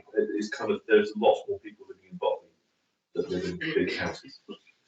So we should be doing our bit, to be fair. I think one of the things that worries, so we put our name forward and then stepped away from it. And the issue was the 6 months cut off and the fact that there seemed to be no national plan for what happened when you got to the 6 months. And I think people still have that worry. They don't want to be the person who says, we've had you for 6 months, we've really enjoyed it, but we don't want you anymore. Because that's actually quite a hard thing to do. It's a very difficult concept. Yeah, it's a difficult conversation. And I don't know if there's anything you can do in your messaging to find new hosts around, because things are now more embedded, there are better processes, although the process probably isn't any different, to help with that. Yeah, I mean, that's a good point actually, because I think initially people were hearing quite a lot of negative stories because of the amount of work involved. But of course, when they've been here for a while, actually becoming a secondary host is an easier thing to do. But it's very true that a lot of the hosts have really, really struggled with a lot of guilt when they've had to say that they've done their 6 months, and felt a little let down by us because we don't have housing stock that we can provide. But yeah, that's just what we're dealing with. But yeah, so that's a good point actually. Perhaps we should do a piece around that. Yeah, this is simpler. We did do a bit of recruitment to try and get people who would act as kind of foster hosts, if you like, possibly for a month or two. And we've had a couple of people in place that rather than having to go to bed and breakfast, and then stay with people short term. So that works. That's worked, and also then it's actually extended a little bit longer, so that's quite good. But a lot of hosts, you know, they sort of go to 6 months and then they're happy to extend for a little bit longer. But yeah, we are getting to the end of those sort of 9 months now. So Okay, thank you. So also one thing, one thought and one question. We need to make sure that actually when this whole project comes to an end, that we make sure we embed this into some learning package somewhere. Some of the best things, because Ukrainian support group support stuff seems to be really good. Afghans, less so. Unfortunately, we're going to be becoming sort of increasingly risk of having conflicts and people migrating. We don't start with a 2 month kind of, hang on again, we're here again. And then we actually all the lessons learned, because there are people that can move on, the project will end. And we're going to lose that sort of host of great knowledge and skills that we've developed. So when that comes to the end, we need to just make sure we've got a thing we can pull out and cover the new stuff. And then there's a bit about the guarantor for private landlords. Surely, isn't it something that the council can do? Because surely it's more expensive to house in hotels than to be a guarantor for private rented. I think things when I looked at the numbers, we've got 100, well, I think at the moment it's 106 families. So if you were a 12-month guarantor on a, let's say, £1,000 a month, £12,000 times 106 families. So the war ended tomorrow and 106 families returned. That's £1 million that we would probably be owing as guarantors. And because we don't do guarantors for other people, like our own British owners, that's I think the issue really. But yeah. And how much does it cost a month for a hotel for a family? It's about £60 a night. Does the funding come from different places though? Yeah, so that would come from this, yeah. So we wouldn't have to actually cover that. For Yeah. homeless people, no, Yeah. that's something Yeah. yeah. So I'm aware of 3 landlords who waived the deposit and waived any reference guarantees of any sort. And if the council steps up and says, oh, we'll always be the guarantor, that will evaporate and the cost could snowball. So I can understand the reticence, to be honest. And, we've got 14 people, 14 families have moved into private rental so far, and I think 2 of them had guarantors that have been other Ukrainians that already lived in the country. So yeah, we've those that have moved in have managed to save up a few months' rent, and now obviously we can support the rent as well. But we can't support that for everybody because we only have enough money for some. How does this sit alongside our general sort of housing function and our duty to prevent and relieve homelessness? The Ukrainians just not eligible for that. Yes, what do you mean with? Well, I suppose if a Ukrainian family becomes homeless, do they get picked up by the Ukraine program, or do they get picked up with the duty to prevent it? Okay. Yeah. So we would use the same accommodation in the short term, but it's sort of slightly different treatment, and also with the finance that we're getting through from Hampshire County Council, a normal homeless situation where there's like a tenancy starts up, but that's a loan, but this will be money which is gifted, if you like. Right. That's been really interesting. I've said that a lot. It sounds like there's some more conversation to be had on some of that. Any more from anyone else? Just so David shouldn't feel too guilty about his area stepping up to the plate. Hilton Re's got two things, which is why it's particularly, of course, the whole of the Hilton Re was a Polish refugee camp after the Second World War. Quite a lot of Poles living in Hilton Re, Chandler's Ford, and that kind of helping out attitude from them has waved on to the second generation. And that may be also one of the reasons that the three churches have really rallied round, and the churches have been quite a lot. At one stage, the attendance at the St. Boniface Ukrainian cafe was almost in competition until you sorted that out with the point. I should have mentioned the changes actually. Jason's been amazing that Boniface have carried on, they still do their cafes now. They've been absolutely amazing, and Thrive come and support with the cafes. The other thing, possibly importantly, is transport links. That's one of the issues. I don't know what it's like out there. So can we make a recommendation for what we like best possible?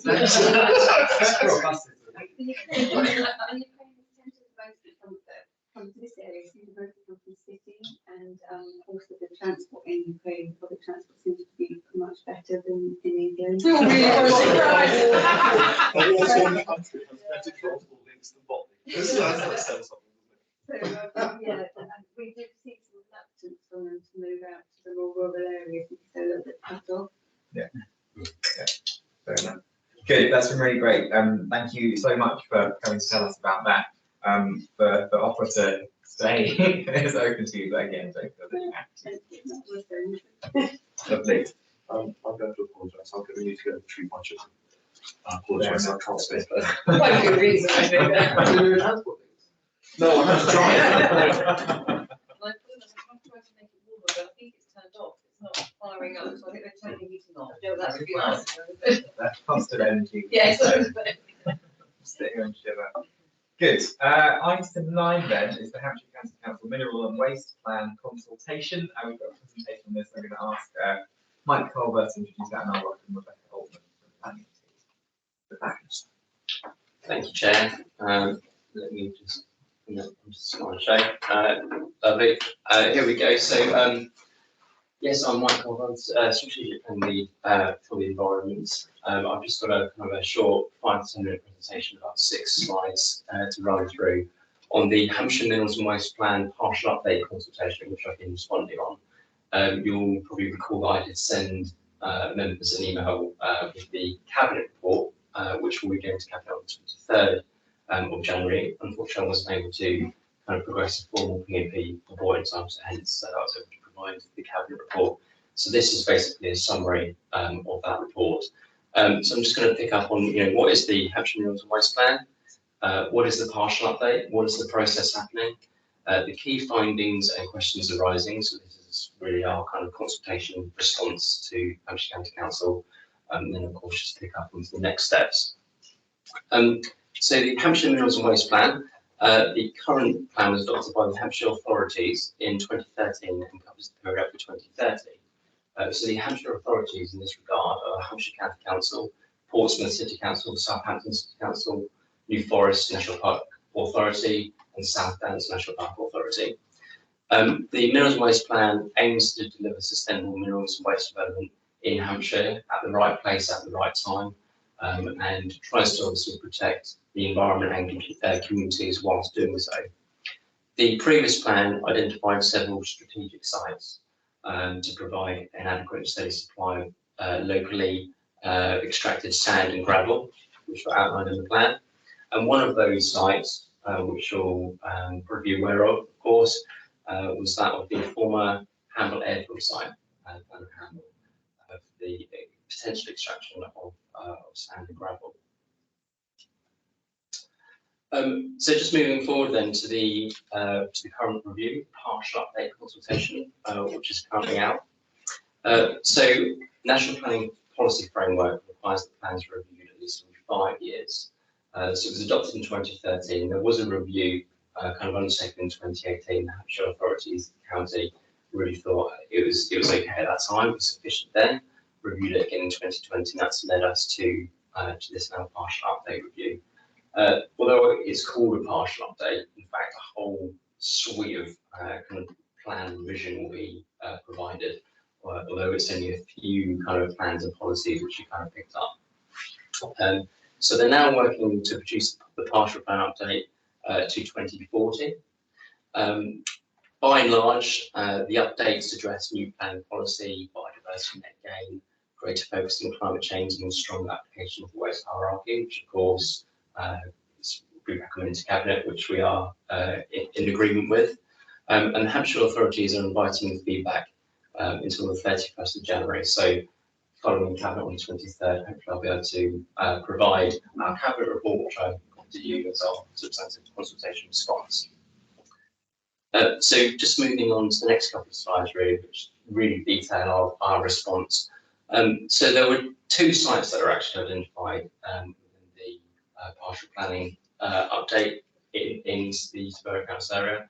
One was at Deer Park Farm, which was in Knoll Lane. That was for the handling of kind of inert waste, kind of green waste, concrete, hardcore, that kind of thing.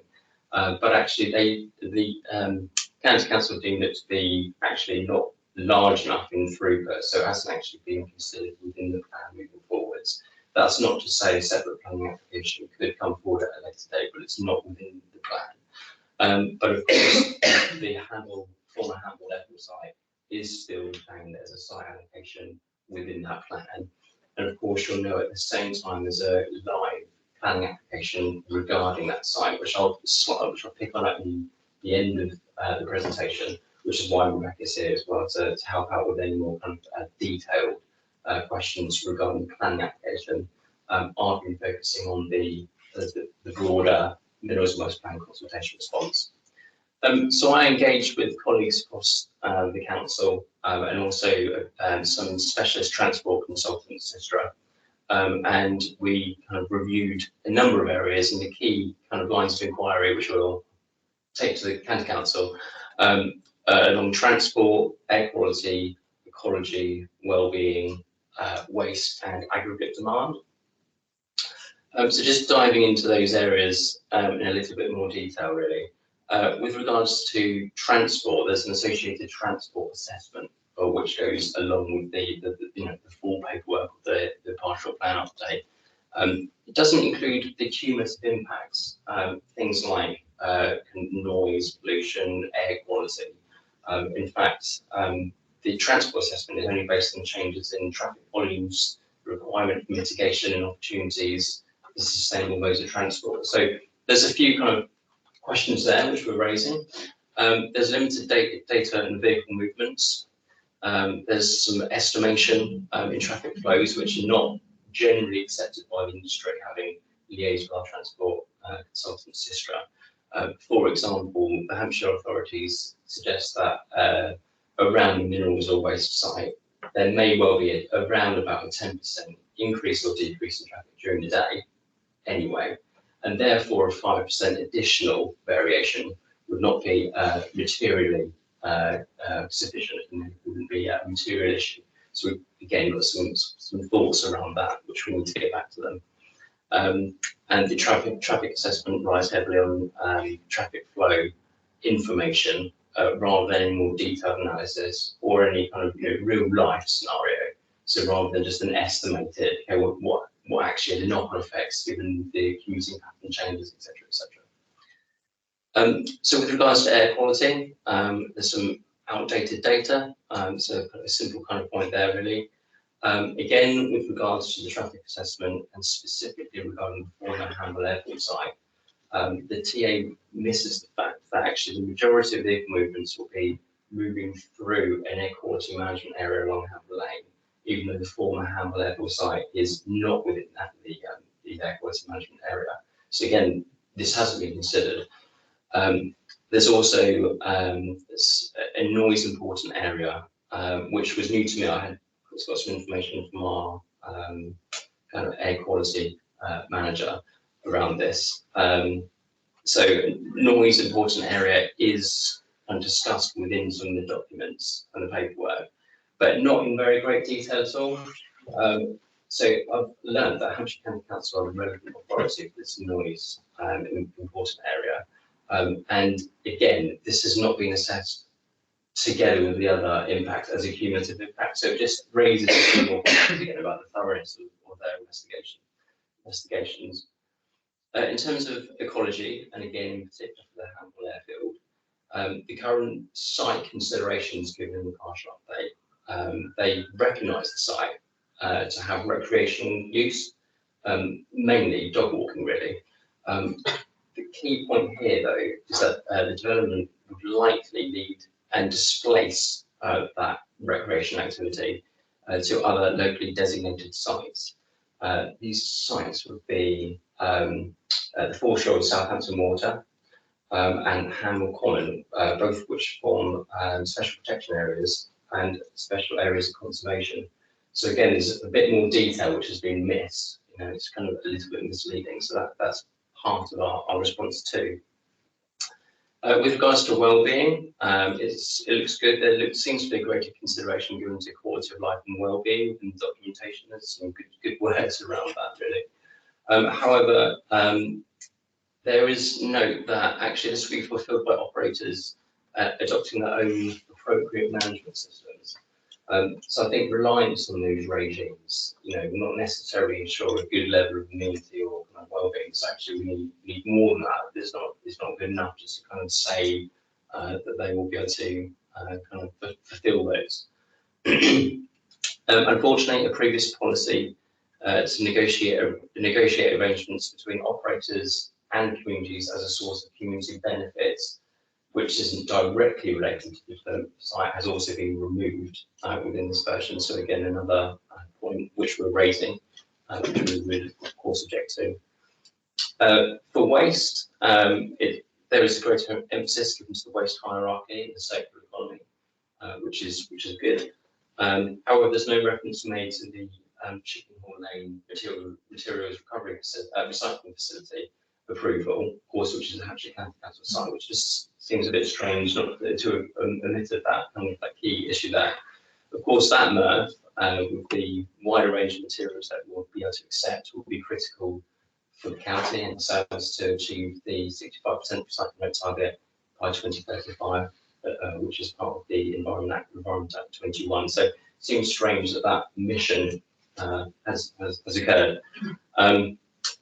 Finally, in terms of aggregate demand, overall, in particular for sharp sand and gravel, of course, which is concerned with the former Hamble Airfield, there seems to be a reduced demand. So we're about, the previous plan in 2013 was about 25 million tonnes.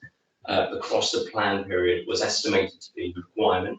Actually, now this is reduced to just over 17 million tonnes. The permitted reserves of sharp sand and gravel stand at about 11 million tonnes. So these are the sites that already got kind of planning permission in principle, they're already permitted. So there's actually only a requirement there for just over 6.5 million tonnes. However, the plan has identified about 7.68 million tonnes over requirement, which seems strange considering that that the Hamble Airfield site will be about 1.6 million tonnes. So it seems strange that the Hamble Airfield site continues to be a site allocation when there's overcapacity, and the Hamble Airfield site is likely to be one of the most constrained out of the other sites available. So they're kind of the key lines of inquiry, which we'll be responding back to the County Council with. So for the next steps, as I said, we've got Cabinet on the 23rd of January. The Hampshire authorities will then develop their proposed official plan, which will come back up for consultation during summer, during the rest of this year. So we'll also go to check kind of what changes were in further kind of consultation comments. Partial update, the Hampshire authorities have hoped to be able to submit that to the Secretary of State by February 24. And finally, just picking up on the initial point, which I picked up on, so separately, Cemex UK, they've also, on the 5th of December 22, so just back in December, they provided the additional information that was requested by Hampshire County Council on the back of their planning application, of which we responded to as a consultee back in March through both the Bursard Hamley Rice and Hound Local Area Committee and Cabinet. So my report on the kind of the update consultation kind of straddles the two issues. Ultimately, we still have an objection to the former Hamble Airfield as an allocation itself, but obviously as well as the planning application. And Rebecca's here as well, just in case you have any further questions around the detailed planning application, which will be going to the Bursard and Hamley Rice and Hound Local Area Committee on the 26th of January. Thank you very much. Sorry, a lot of information there. So feel free to engage. We've covered such a lot this evening, haven't we? Now it's aggregate.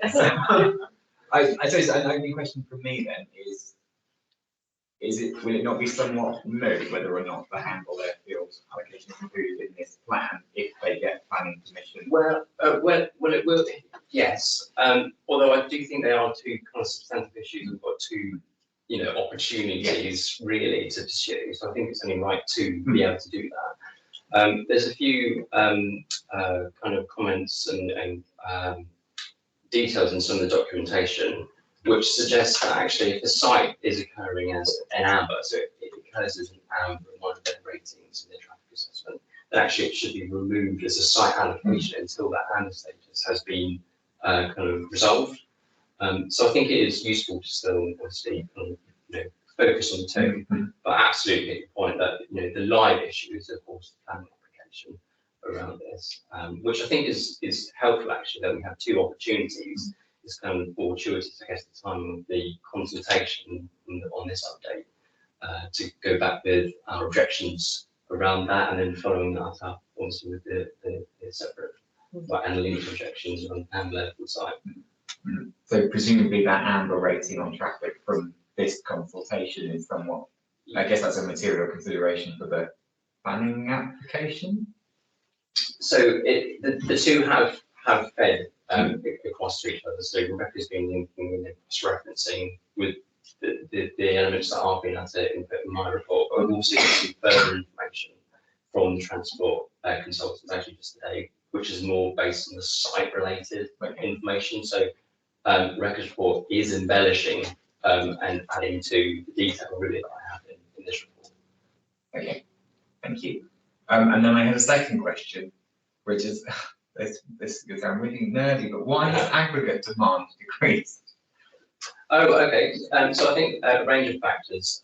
So the Hampshire authorities and County Council, I guess, really lead on this. They look at a local aggregate assessment to inform their figures. So a lot of kind of background information, particularly in terms of this current decrease. I mean, I know they're looking at trends. Of course, COVID is one of those impacts. Kind of current economic situation, inflation, etc. Those figures feed a lot into the kind of aggregate assessment. I think there's also points that they've referred to, which I think we agree with, around kind of sustainable materials for kind of construction, better on-site kind of waste management practices, that type of thing. So actually overall the general trend is reducing, and we agree with that trend. We think that's the right thing. Wasn't there something about efficiencies in existing sites? Yeah. So some sites get more efficient in managing more. Efficiencies in, sorry, in what? Some of the existing quarries and sites working more efficiently now. I think that was what the point. I think, it's It's interesting though that the demand is reducing, which we would expect. So I'm glad we haven't seen them suggest it's the other way, absolutely. But it's reduced in so much that why are some of these sites still allocated within the plan, which is a curious point, especially again around the Hamlental site, which is one of the most contested, I would say. Absolutely. Questions, comments from anyone else, Sara? So this is a bit of a side.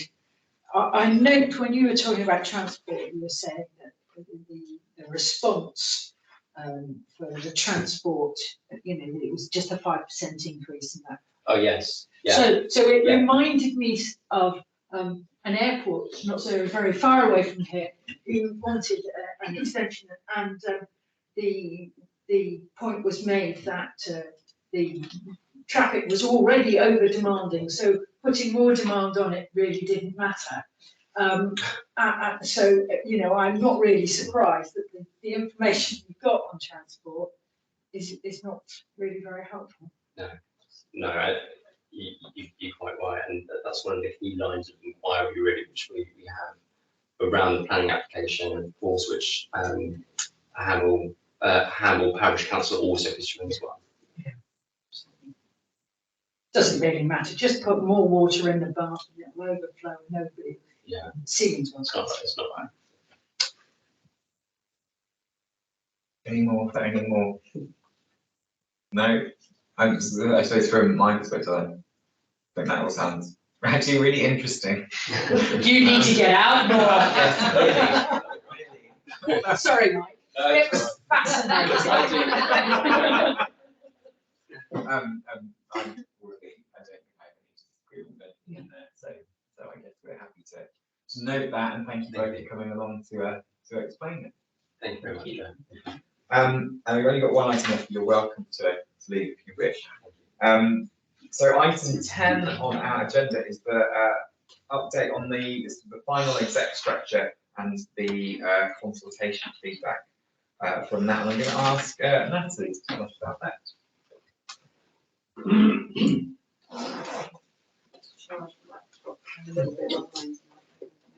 Working before, then it crashed. Really, IT wise. It's been a good night, Natalie. Yeah.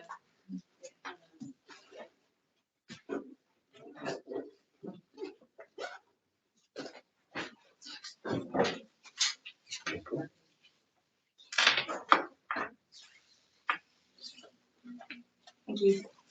Cheers, thank you.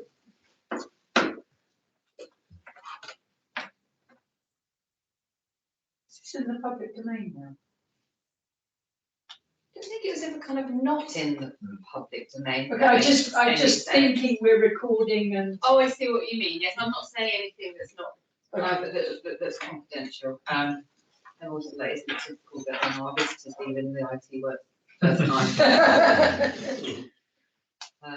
Okay, there's not many slides to be honest, and it's kind of a quick kind of summary.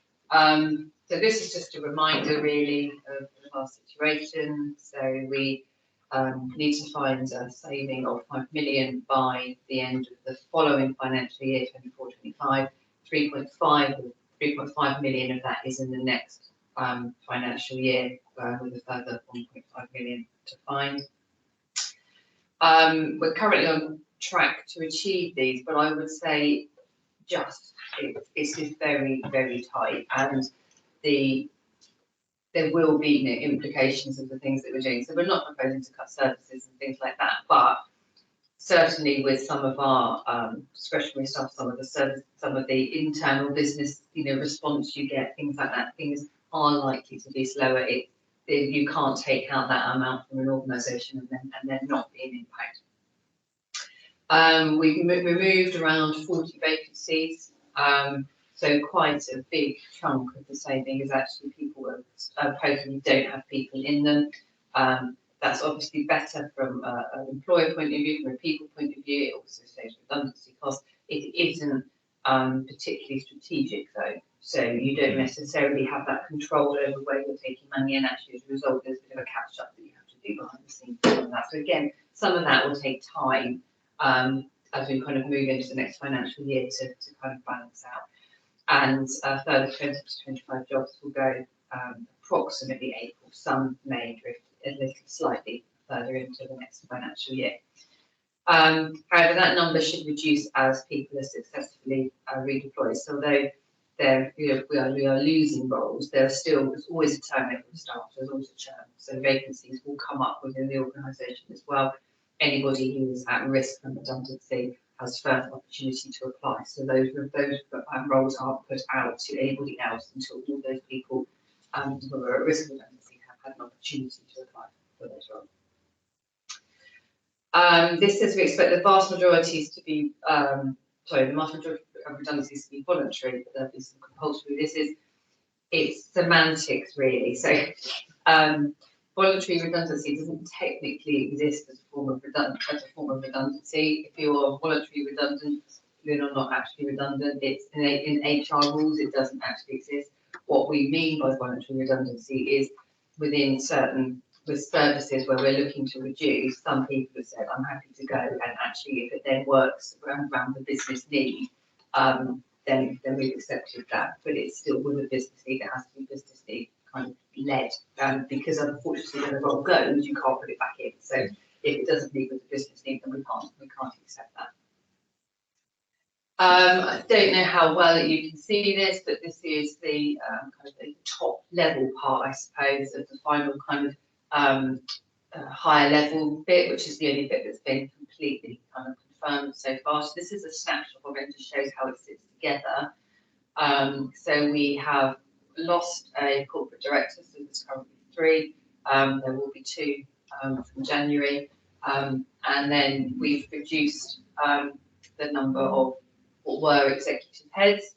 When we'll be calling them service directors under the new structure, that's because they've got much bigger span of responsibility.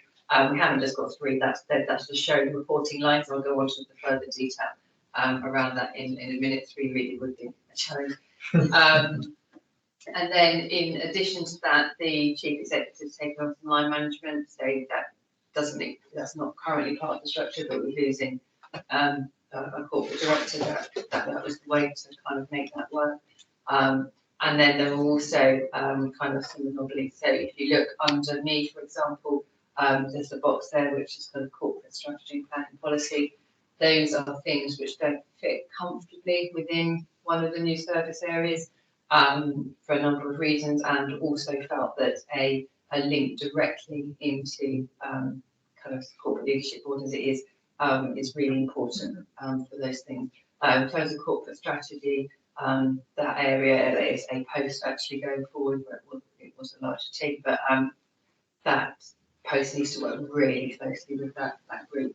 And then planning policy, which is our local plan, which is not only incredibly resource hungry, it's hugely important strategic use of the council, so that's why those things sit there. This is more detail. Probably can't see it. If you want to walk out and wander and look a bit more closely, you're very welcome to. But I'll read it out in summary to you. So obviously we have chief executive, that's James Strawn, and then under myself we've got Louisa Driscoll, and she will be the service director for people and communities. That takes in housing, a number of the health and wellbeing functions. Our customer care, which is what has a current portfolio, so the kind of customer service element, call centre, all of that goes into there. The kind of refugee response, that things like Shon telework, and all that all sits in that area. The one under that is Andy Brownfield. That's slightly more straightforward to explain. So that's planning and environment. So it is his current portfolio of kind of planning and the economy. The economy side has reduced. That kind of fits alongside our corporate plan in terms of where that hasn't been kind of a key kind of focus for us strategically for a few years, kind of focusing on the housing and stuff like that. It's not gone completely, it's just reduced. But also environment. So the current kind of executive head of environment has kind of typical kind of environmental health stuff, but there's also kind of wider things around kind of climate change and a lot of work with kind of strategic land and our kind of investment in land and that sort of things. And the idea was always meant to include our kind of our trees and our cultural that never actually moved over from the depot. We kind of had to leave it there. So the planning and environment bit is really kind of planning and environmental health. That's kind of the key focus for those roles. Underneath that is a vacancy. We've just appointed someone on an interim basis to this role, and the reason for that is we kind of need two different things at different times. So this role will pick up our existing commercial property portfolio, but it will also pick up our housing stock when that comes online. So it's our assets in this wider term. It also will pick up the energy projects. So, you know, we're looking to be an energy provider in terms of our solar parks and the kind of private wire things we want to put into Horton Heath. So that will all come under that role. We're not ready at the moment to employ someone with the skill set that we will eventually need, which is to take us through the housing and the energy side. But we do need someone to kind of come in and really focus on our current commercial stock. So for 6 months, we've got someone who will be doing that. In the meantime, part of their role is So will there be an interim external appointment? Yes, yeah, an interim external appointment. They will also help us to prepare for what we need in 6 months' time. So we've appointed someone that's got a broader background that has worked on things like setting up kind of housing kind of schemes before, energy schemes and things like that. So part of their role is to focus on our assets and to get them to be as efficient as they can be, because obviously income generation is actually a critical part of this making that 5 million saving, but also to enable us to put in place what we need as a major landlord, because that isn't something we've done in a long time. And just the sheer volume of policies coming through shows the amount of things we need to put in place, and the regulation, particularly since Grenfell, has become incredibly tough. So we need to get that right, and that's really important. And then sitting under Sarah King, who's also our CFO, our Chief Financial Officer, we've got again a vacant post, which is project delivery.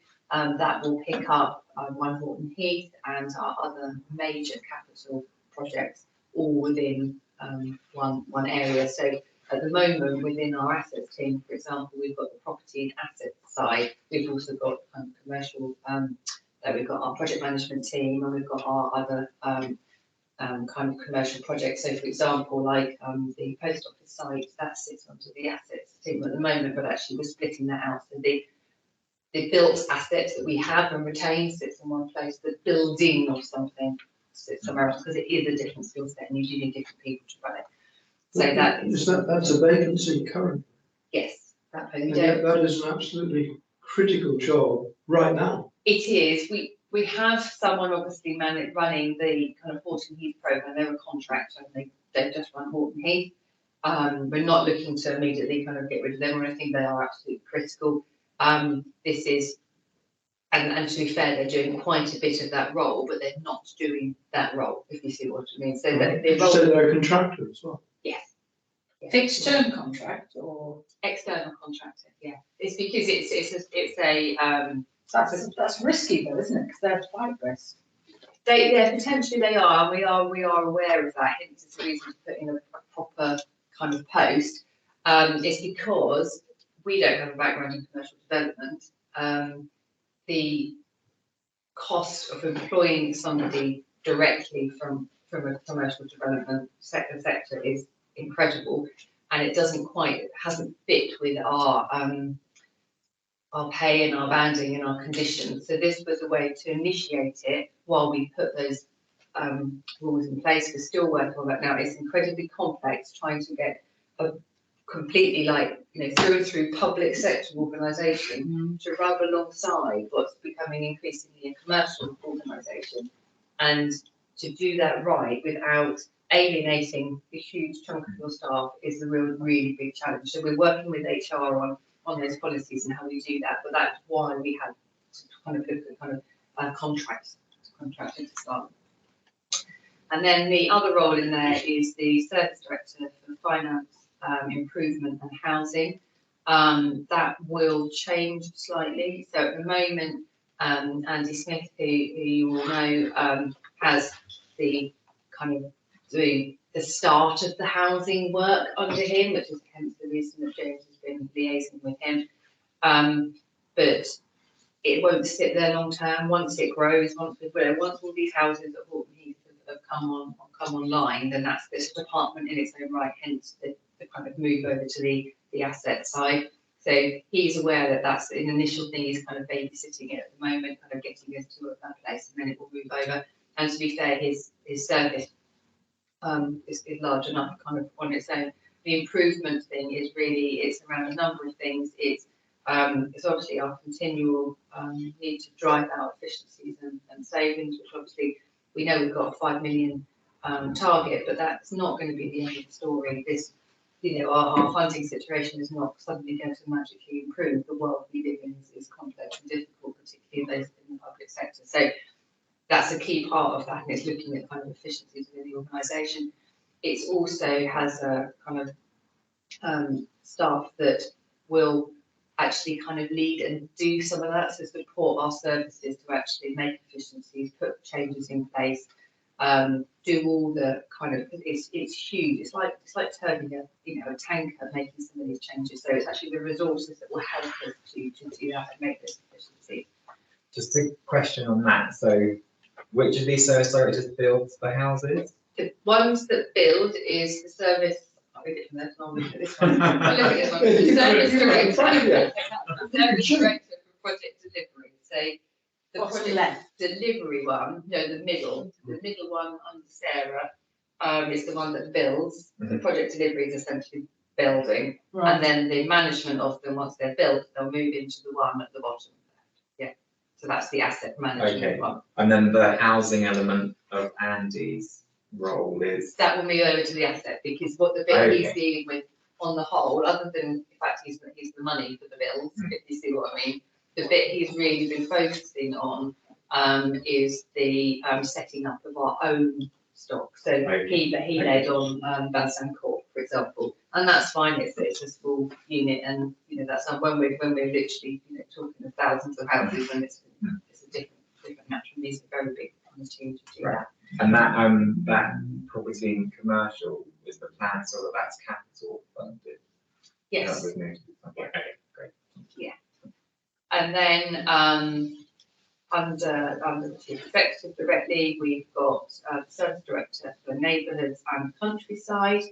That is big, as we can imagine. The neighbourhood services is already big, and then within that, we've kind of moved kind of all the kind of countryside and that side of our environmental work into that.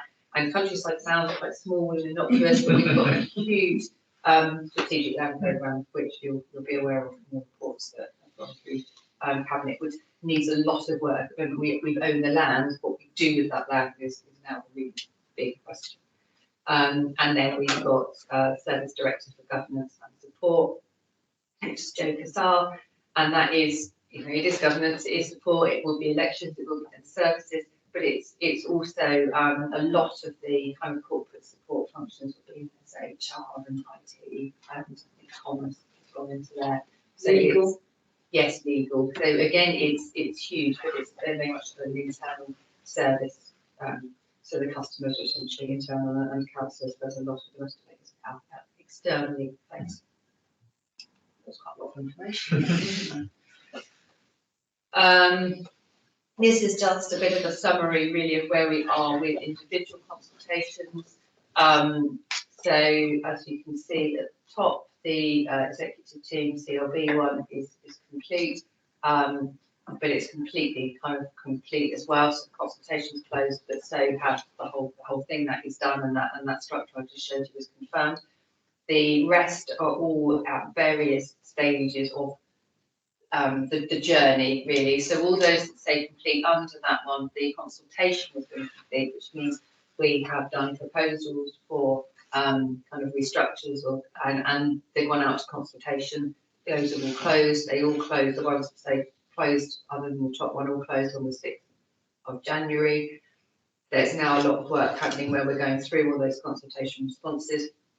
Some really, really straightforward. So I think governance and finance, and there might be another one, I'm trying to remember, were mainly based on vacancies. There was virtually no kind of feedback. There, they were really, really straightforward, and it was basically a paper exercise.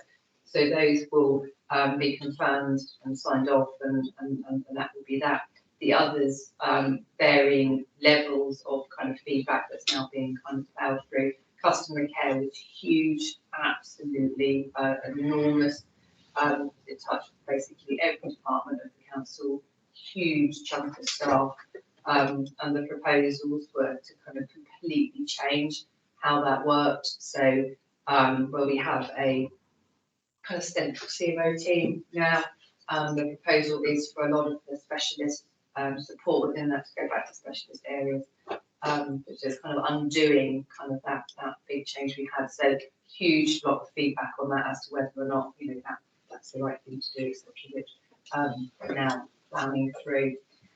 And then we've got a couple which yet to start. Oh, actually, there's one that started, so the local area manager consultation. So I launched that on the 4th January. It's a nice New Year present for everybody. And so that doesn't close until the 2nd of February. And then there are two which are due to start, which we haven't got dates for yet.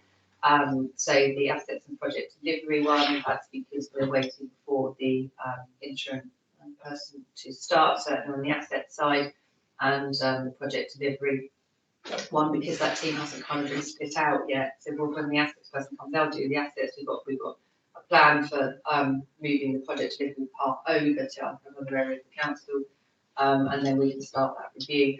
And then the neighbourhoods one, it is relatively ready to go, I think. It just keeps getting tweaked, and again, it's the size of it. So we would hope to at least kind of get it going really later on this month, but I don't have a specific start date for that one. Could I ask you an interruption? The Horton Heath build-out vacancy, and the current person heading it is a contractor, which was a surprise to us. But of the team, which I think is 20, 25 strong, something of that sort, most of those are direct employees, or most of those are contractors? It's a mixture. There is quite a few now who are direct employees. Depends on the level of them and how easy it is to recruit into a council at that level. So there's a complete mixture in terms of what they do. We're going out for some relatively senior roles at the moment, so we've had to also make some HR changes to enable that to happen. That's kind of quite a big test really to see whether we can attract those people as direct employees, because you know, if you're working for a big developer and you've got your lovely company car and your bonus every year, and then we say, come and work for us, we can give you more money, but not that we get more money than other staff get. But you know, it's a really exciting project. So we've got to, what we're really trying to attract, I suppose, is people that are really looking for the legacy, and actually the people that we have managed to employ directly, they are really bought into the legacy. But to be fair, most of the people that go into that area don't do it for that reason. They do it for the huge salary, the lovely car, and the bonus, don't they? So it is a bit of a test to see how we. Have we got a plan B? Not at the moment. So we haven't done it yet, so we'll see how it works. You can always attract through contracts, so it's not like we're not going to get the staff. It's more around how much are you going to pay them? Yeah, and also how sustainable it is, which is why we're looking at contractors. Oh, okay, sorry. That's okay. Any more questions? So just in terms of next steps, so most of the consultations that have closed should be confirmed in terms of their final structure, should be confirmed by the end of January. That's what staff are working on at the moment. And the simple ones are in the process of being confirmed. Once restructures are complete, so once the structure is confirmed, then we go through a process of of matching. So there's basically an HR exercise where you look at the roles in the new structure and you look at the roles we've got. So that has to take place. So I say we're doing everything we can to reduce compulsory redundancies, and that's using things like redeployment and looking at kind of when vacancies come up, do we need to go do that vacancy, or could we take a saving up somewhere else? Need to confirm our budget obviously in February, and we'll have our normal P&P session on the budget, and the CRB structure that I put up will be in place from the 1st of April. But in the meantime, there's a number of kind of shifting around, if you see what I mean. So in terms of redundancies, we've already identified which people will be leaving who are displaced from that structure. Most of them have considerable amounts of leave and things like that. So we actually expect to lose some of our senior staff end of February and into March. So we're planning for that. So although the official structure doesn't start till the 1st of April, we're not going to have a load of staff that are just abandoned without management. We're moving them around kind of as that happens. So yeah, we're planning for that at the moment. Okay, that's the one. Lovely, thank you. So we've had a few questions and comments as we went. Any more on that? I'm just curious as to how morale is. I would say morale is probably how you'd expect it to be. To be fair, it's exceptionally difficult.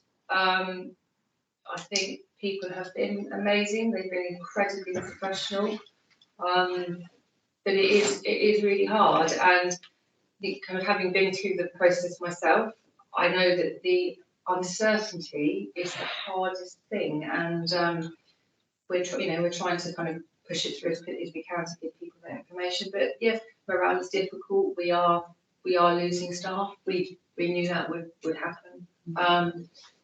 But it's at the moment it's a bit like out the frying pan into the fire, because there's a few councils which are doing okay for different reasons. They've got different kind of financial makeup, for example, or some have really big income streams and things. But on the whole, most are in a similar position. So it's kind of knowing whether the grass is greener or not, I think. But yeah, it's as you expect it to be. The organisation is functioning and people have been incredible. It is tough. Okay, thank you.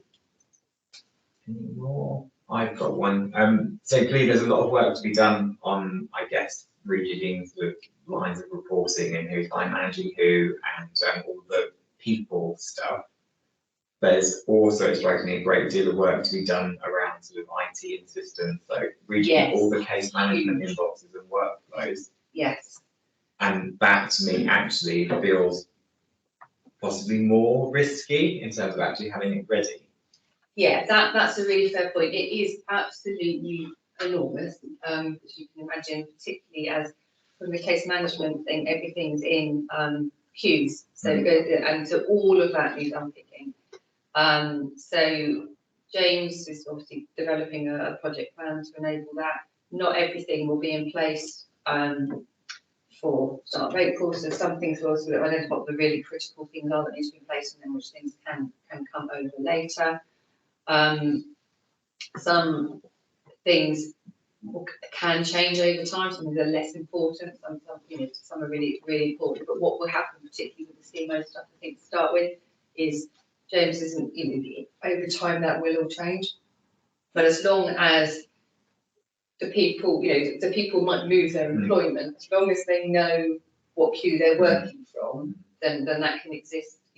While that change is happening.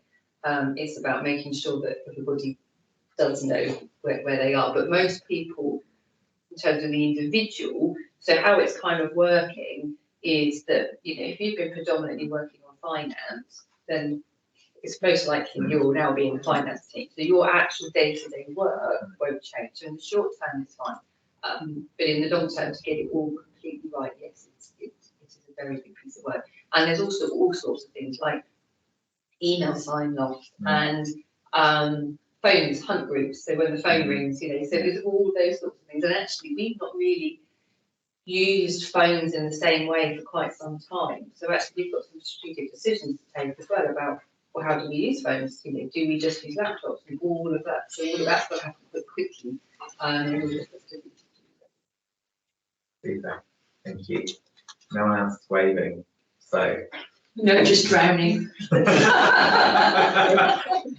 promised to ask another one, but I can't. I've done a lot of this stuff in my job on many occasions.